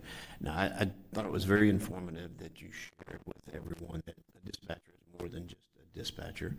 Mr. Grimes, how many dispatchers do we have at the EMS as far as staffing? Well, there's one that's out there 24/7 but that's 3 people, right, for 24/7 coverage. So that's 3 that handle fire and rescue dispatch, but I think there's one for the police departments, being Palatka, Interlochen, there. There's 2 or 3 answering phones. There's one for the SO. So, I mean, there's probably 6 to 7 people in there at any given time. And, I mean, of course, whenever they're in there doing that, the rollover. But, I mean, now you're talking about a lot higher call volume, right? I mean, when you're talking about all of those entities in one singular setting, I mean, you're talking 35, 40,000 calls, I'd imagine, every single year to that. But, I mean, it takes comparable numbers. Yeah, I mean, it's you got a lot of folks in there answering phones, right? But that's what they do, right? They don't have to go out and meet the general public. They don't have to go out and unload a truck. They answer phones, and then if they have to step away, they have to get somebody to fill their role until somebody can cover for them. But that's kind of where I was going with that. They're not out cleaning cages. They're not out unloading towels. They're not. And Mr. Harvey, I like what you were saying with the triage and the dispatch center and somebody that was dedicated and focused on that. The only thing that I have an issue with on that currently, the way that we're structured, is we lose that flexibility that if we have somebody that doesn't show up or if we're understaffed, I can't take them away from the phone to go help out here or there. So, if they're not on site, we lose that opportunity to gain, efficiency from that person. Because if they're sitting in an office somewhere, and I hate to be crude, but if you're not getting phone calls in, you're on Facebook. Where if you're on site, you're out there working. So that's where I would be on that. And Julianne? Let me add one more, just very optimistically looking, right? We're at the end, as we talked about, the shelter is coming to fruition. We're going to be ready to open it. And the dispatchers are also servicing those citizens who come in, and we're going to have a lot of them looking to adopt their four-legged furry friend. And so they would be the person that helped meet and greet, helped that family find the placement. We expect to have a great turnout when we have that new shelter and a place where it's very inviting for the public. We're going to have a play yard dedicated to just those meet and greets for families to have the ability to spend some time. But that's going to require a human to liaison that citizen with an adoptable animal that fits their need and get them set up for that. So again, just another intrinsic value. We call them dispatchers, right, on our side of the house, but they're so much more than that. Mr. Suggs, you Yes, recognized. thank you, Madam Chair. You've heard some very compelling conversation this morning. On just the sheer magnitude of what it is that they deal with every day. I've received phone calls from my commissioners when we have these issues with the inability to answer the phones or respond to a citizen in a timely manner. We are fixing to go through a major transition in animal services from the old facility to the new facility. And I really think that this is an opportunity that we all have to make sure that part of that transition is not lost in the lack of service. And so I'm going to do what I don't normally do on this side of the dais, and I'm going to ask my commissioners to really take a hard look at the request here this morning. And I do applaud each of you for the time that you have spent going out to our facilities and looking at those facilities. Me and the chair, we've gone out a couple of times to look at the progress. And I was with Commissioner Alexander the other day. These things are important, not just to you five and us sitting over here, but to those folks that actually are working out at Animal Services as we speak, dealing with the same things as we're speaking today. So as your county administrator, I'm going to ask that you really take a hard look at the request, because Ms. Young and Mr. Grimes have done an excellent job of illustrating and describing the need and what the concerns are out there. And so this is one of those times I think it would be prudent upon us to hopefully take a step forward in the motion that was put forth this morning. And again, I applaud all five of you for the input, and I applaud Commissioner Alexander for bringing this forward this morning. But staff is absolutely correct in their analogy. We have to fix an issue. It's an issue that we're all aware of, so we got to find a solution for it. And I think this will absolutely help with that solution. Yes, sir. Thank you for your comments. Commissioner Palatka, you're recognized. I thought you forgot about me. I didn't. I'm going by in order. There's an order, I promise. After hearing Mr. Grimes and Ms. Young's comments, I have different thoughts upon it. I didn't realize that money might be there to fund that, and did I understand that correctly? So it is there to finish this year and to next year. So I certainly applaud you, Commissioner Alexander, on your thoughts and how that might work. I think that's a good thing. Just sidebar, could we have an answering machine that said somebody will return your call as soon as possible by the end of the business day? Is there anything like that in place out there, or no, or what? We do have an answering machine, yes, sir. It's just the sheer magnitude of when we listen to those messages, much like Commissioner Harvey explained, we triage them. Again, if it's a friendly stray, and the fact of the matter is that's a very low level priority for us. Right. If it's something that's absolute urgent, then that becomes a high level priority for us. Unfortunately, we just have a sheer volume of high level priority calls that we have to take first. I understand. Thank So this has almost turned into a little bit of a workshop, but that's okay. We're having good discussion. Commissioner Harvey, you're recognized. Thank you, Madam Chair. I'm going to make my last pitch for some type of a call center. We don't ask our dispatchers to jump into a sheriff's car and do sheriff work. We don't ask our dispatchers to jump on the back of the ambulance and do that. Yes, if they don't have time, they're going out and cleaning pens, but that's not the problem we heard today. So let's make sure we solve the problem we heard. And the problem we heard is my calls are not being returned. Answer machine's not going to solve that problem. So we've got people around here that basically sit here and want something to do. They do. You can walk around here and watch. They want something to do. Let's give them something to do, and let's encourage that. But I think that's why the dispatcher is not on the back of the ambulance, and that's why the dispatcher is not in the patrol car. They're in a location that they can triage and get things moving, and I believe that's what we need. So I support this wholeheartedly. I do, and I appreciate Commissioner Alexander bringing it, but I think we need to take it that one step and solve the problem that's at hand right now, and that's phones are not being returned. Thank you. Commissioner Alexander, before I go into your comments or closing comments, I will say that I do agree with, not necessarily a call center, but I do agree that if we're going to authorize 3 positions today, I definitely want to see a more return on our investment and see that we are returning the phone calls. I know you can't guarantee me, Ms. Julianne, that every phone call is going to get returned. I get that. But at the same time, it's got to improve. And what I don't want is, similar to what Commissioner Harvey's saying, is I don't want us to authorize 3 positions and then in 3 or 4 weeks, we're still not answering phone calls. So I want some assurance that we are going to make improvements in answering the phone calls.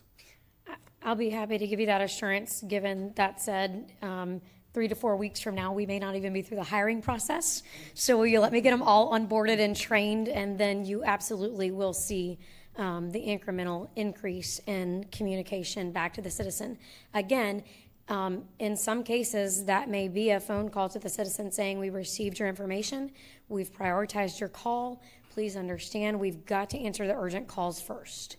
I understand that. All right, Commissioner Alexander, you want to bring this in for your closing comments, and then I'll call for the vote. Yes, ma'am. Excuse me, let me turn this microphone on. You guys say you can't hear me anyhow. That's right. That's right. But no, I agree, you guys. So given what we've just went through, we all understand that Kathy is playing catch up every day. Yep. She is the manager. She does not currently have time to streamline the process as it sits because there are so many demands on her time where she can't sit down and say, maybe we could do this better or maybe we could do this better, because there just isn't time in her life to implement those programs, nor to have any accountability as to which calls are getting called back, what's getting done. So I think that these positions will allow her the opportunity to better manage, and for lack of a better term, her business. This is her business. She is the manager. And right now, she doesn't have time to manage the business because she's too busy in the field doing the labor. Yeah, she's too busy putting out the fire, so to speak. So. All right, with that, we have a motion on the floor in a second. Excuse me, I'll call for the vote. All in favor, say aye. Aye. Aye. Any opposed, like sign. All right, motion carries. So you've got 3 new positions for animal services. Commissioner Alexander, please continue your comments. That's all I've got. I want to thank you guys for recognizing the need and helping to move this forward for our community. I think we're on the cusp of, we'll never put this issue to bed, but I think we are getting ahead of it and making improvements that our citizens will recognize. All right, very good. Thank you. I know that took a good chunk of our time, but that's okay. That's what we got elected to do. Commissioner Newbold, you're recognized. I don't have a whole lot to follow up with. A little bit of repetitiveness. I want to thank Commissioner Alexander for grabbing hold of the momentum and pushing forward.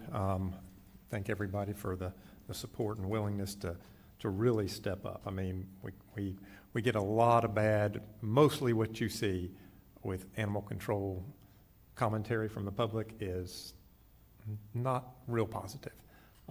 We've gone a long ways here today. It's been building for a long time. You know, a lot of this was put into place by even a previous commission. They got the ball rolling, and I'm glad that we're able to maybe not bring it home, but really push it forward. So thank you all for that. The Fort Gates Ferry thing. I have been getting more public commentary on it, more calls, and despite the tone of the fellow that came to speak today, what I've gotten has been positive support, asking when things will happen there, even a contingent of private folk willing to put a little money in. I would like us, I feel like, and maybe I just haven't gathered enough information yet, but I feel like we're a little bit stuck. I'd like to know what it would cost to fix that west ferry landing, to get a price on it, whether that's, and that may be out there and I'm just not aware of it. Anyway, that's just something I'd like to push forward as we move on. So anyway, that's really all I have. Well, Commissioner Newbold, let me ask you a question. I know I'm not a fan of workshops, but at the same time, I do understand we have new commissioners, and there's sometimes we have to get into these deep discussions so that you know the history and where we came from. Would you like to see a workshop on this subject matter, sort of with staff walking us through where we came, what was, where we're at now, that kind of thing? Yeah, I mean, I've gotten a lot of that information in bits and pieces, and I really don't have a good grasp of it. I would like to learn a little bit about that history, find out what the challenges are, and see if it really is something that can be pushed forward,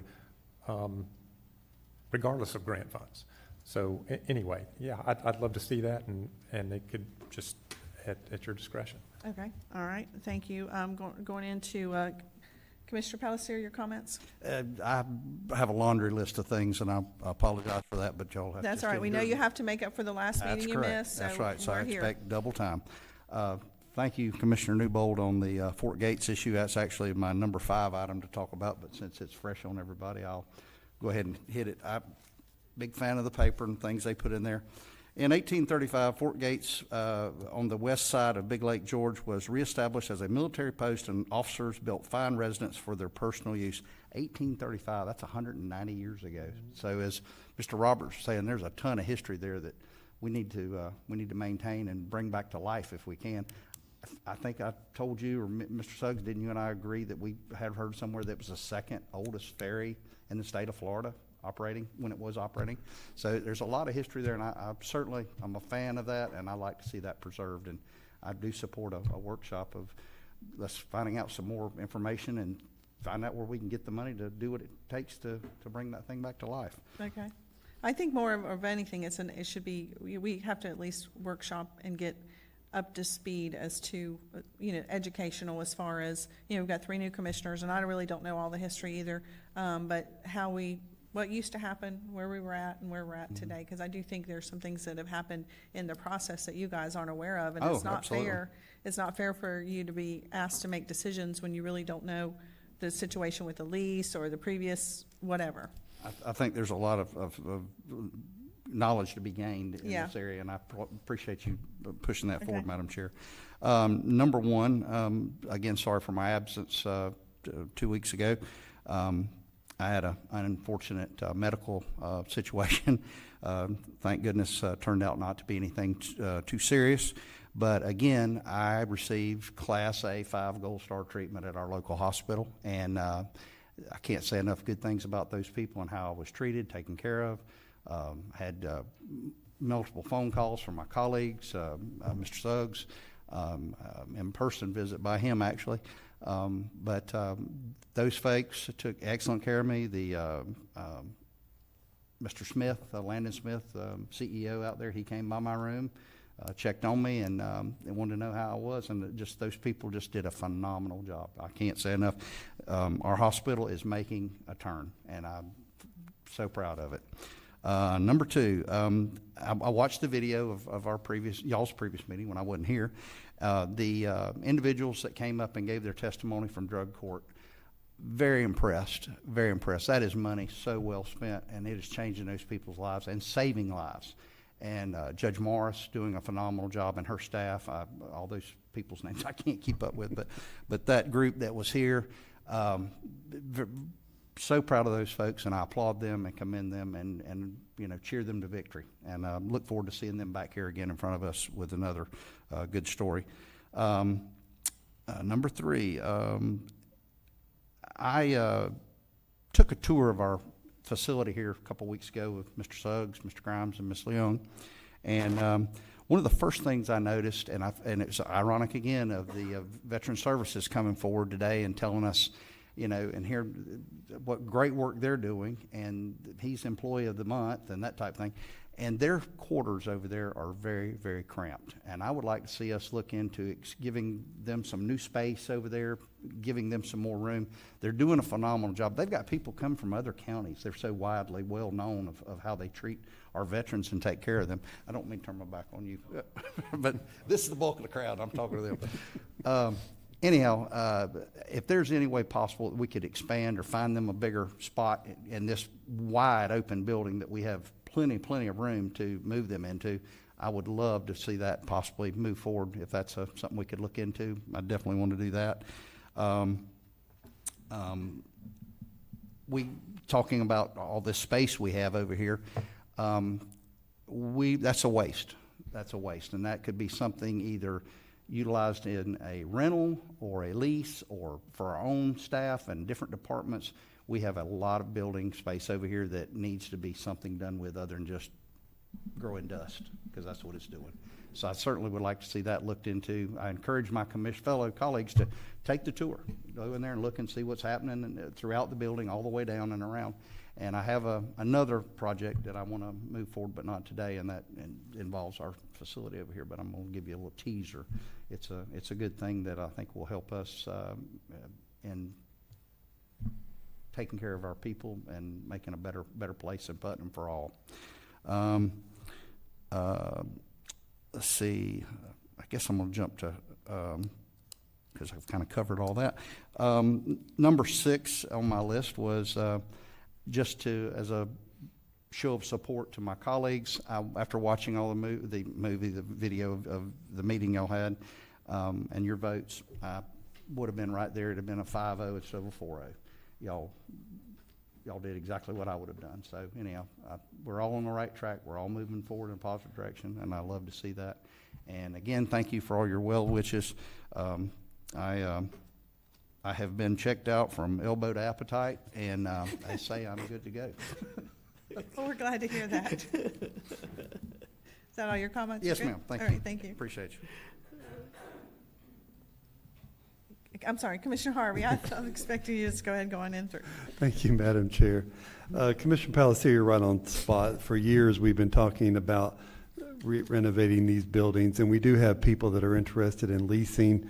They can't pay the renovations, but they can sure increase their rent to cover those renovations, and we have entertained that. But it's probably time that if we're going to have a workshop, that we add that to the program and start looking at investing in ourselves and what we want to look like down the road. I think that's very important. We do have a lot of buildings that we have that are just unutilized, but now when you have a building, truly then the utilization comes and cost comes. But if we can get someone else to help pay that bill, we're always better off to do that. So I agree with you, and I think that's something we should be looking at. Guys, on a more personal note, I am the executive director of St. Robin Reservoir, as you well know. Took over from Mr. Ed Taylor when he passed away in office, and I've kind of carried that mantle. Home rule is under attack in Putnam County, whether you like the reservoir or not, whether the citizens see that or not. Home rule is under attack. We have a out of the area legislator who has put in an allocation with the Senate at $15 million to start a plan by 2026 and start a partial restoration. our legislators don't feel like they had a say in it. We surely did not have a say in it, and it's in our backyard. And when an out-of-town legislator decides to do something, number one, I think it's wrong. I think I would not go into your districts and try to do something without at least having a conversation publicly with that. And so I feel it's wrong. So Save Rodman Reservoir, Inc. has secured a local law service that's going to be helping us with our legal and our legislative battle, our print materials, and start recognizing that this is a water war. It's also a home rule attack. And it's time, I believe, we've had 3 different resolutions that I'm holding right here that this board or previous boards have come to battle against this before. And I think it's time we do that again. We're not sure during the budget process, as Mr. Suggs alluded to earlier, what's going to come out of the budget up in Tallahassee right now. And hopefully nothing comes out of it. But this fight isn't over with. And when I go throughout the state, and I want to bring this to your mind, when I go to all these meetings, and you're going to be going to some of them very soon, you hear septic tanks are ruining our state. Well, they're not ruining Putnam County. We have great working septic tanks. And what you hear about the septic sewage leakage is mostly from municipalities. Okay? We don't do that here. You hear about water shortages in areas, but I was looking on the TV last night. Go look at some of the areas down in Charlotte County and other counties that have overbuilt, that you stick your hand out your window of your house and touch your neighbor's house. It takes 15 minutes to cut the grass. It takes me an hour and a half. We don't have that problem here. But rural Florida pays the price for that. Mm-hmm. And I don't want you to misunderstand what I'm saying. When somebody needs water, they're looking to rural Florida. When they need land, they're looking to rural Florida because they've overbuilt their property. We didn't do that. We didn't do any of that.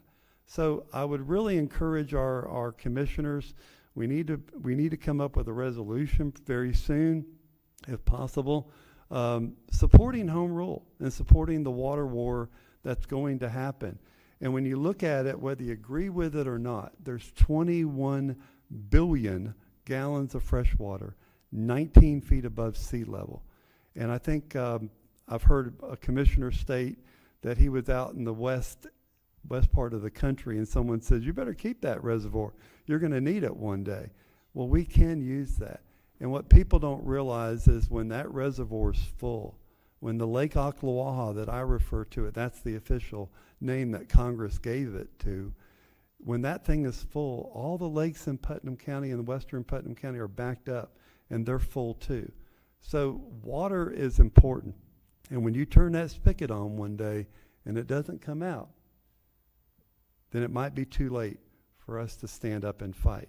But we're fighting, Save Rodman's fighting, and we're going to continue the fight, and I would encourage this commission to join in that fight with us. Thank you, Madam Chair.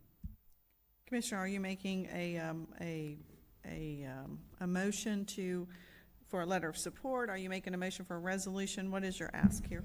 I would love a resolution, but a letter of support basically to the legislators in this time frame, maybe brought it back tonight, that home rule and water is important to us, and that it should be a local decision and not an out of the county decision. So as I see it, it's going forward in the budget cycle, and the only opportunity would be for the governor to veto it. Is that the way you see it at this point? If it survives the budget process, that's right. They'll pass the budget, I think, on the 16th, which is next Monday, and then the only opportunity to avoid this would be the governor's veto. But make no mistake, even if it's funded at $1, the camel's nose is under the tent. And that's what we've got to be careful of. We five and our legislators should make that decision, not somebody from Seminole County who's got, I'll leave it alone. Yes, sir. Give me just a second. Mr. Grimes, you have a couple comments. I'm sorry, I missed your button. Yes, I just wanted to, after Commissioner Pelletier talked about the couple updates for the Fort Gates Ferry and to the building, just so you guys can be thinking about it. Back in February, I think it was, Mr. Roberts referenced, Mr. Knowles had actually went back and started doing some preliminary estimates on what it would take to fix Fort Gates Ferry. To repair it in its condition today, he thinks it's going to take around $800,000. And if he wants to repair it with concrete piles and redo it, you're looking at $1.6 million. So I just wanted to let you guys kind of think and have that information moving forward so that you guys coming up with your plans on how we're going to approach the subject. I just wanted to let both of you know that he did go back and do that, and he has some preliminary engineering estimates on what he thought it would take. Is that both sides? Yes, sir. Mm-hmm. Both sides? Because they redid the east side, I guess you would want to call it, the Fruitland, Georgetown side. They redid it. But when they redid, yes, they redid that one side. But now that when they redid it, it came in short of being what is considered a bridge by a few feet, according to what DOT does. So now we don't get the DOT annual maintenance agreement and engineering report back on it. So now that's back to us because it is not considered a bridge anymore. So those things are things we may need to have to put back into play. So the full maintenance of Fort Gates Ferry would be back to us or whoever the owner is, because it's not going to get DOT support because it's no longer considered a bridge. I think it's like 3 foot short of being a bridge or something like that. It was kind of an odd number. So it no longer fits that classification. But also, after we did the walkthrough with Commissioner Pelletier down here, we did engage architect. He's come up with a scope for us.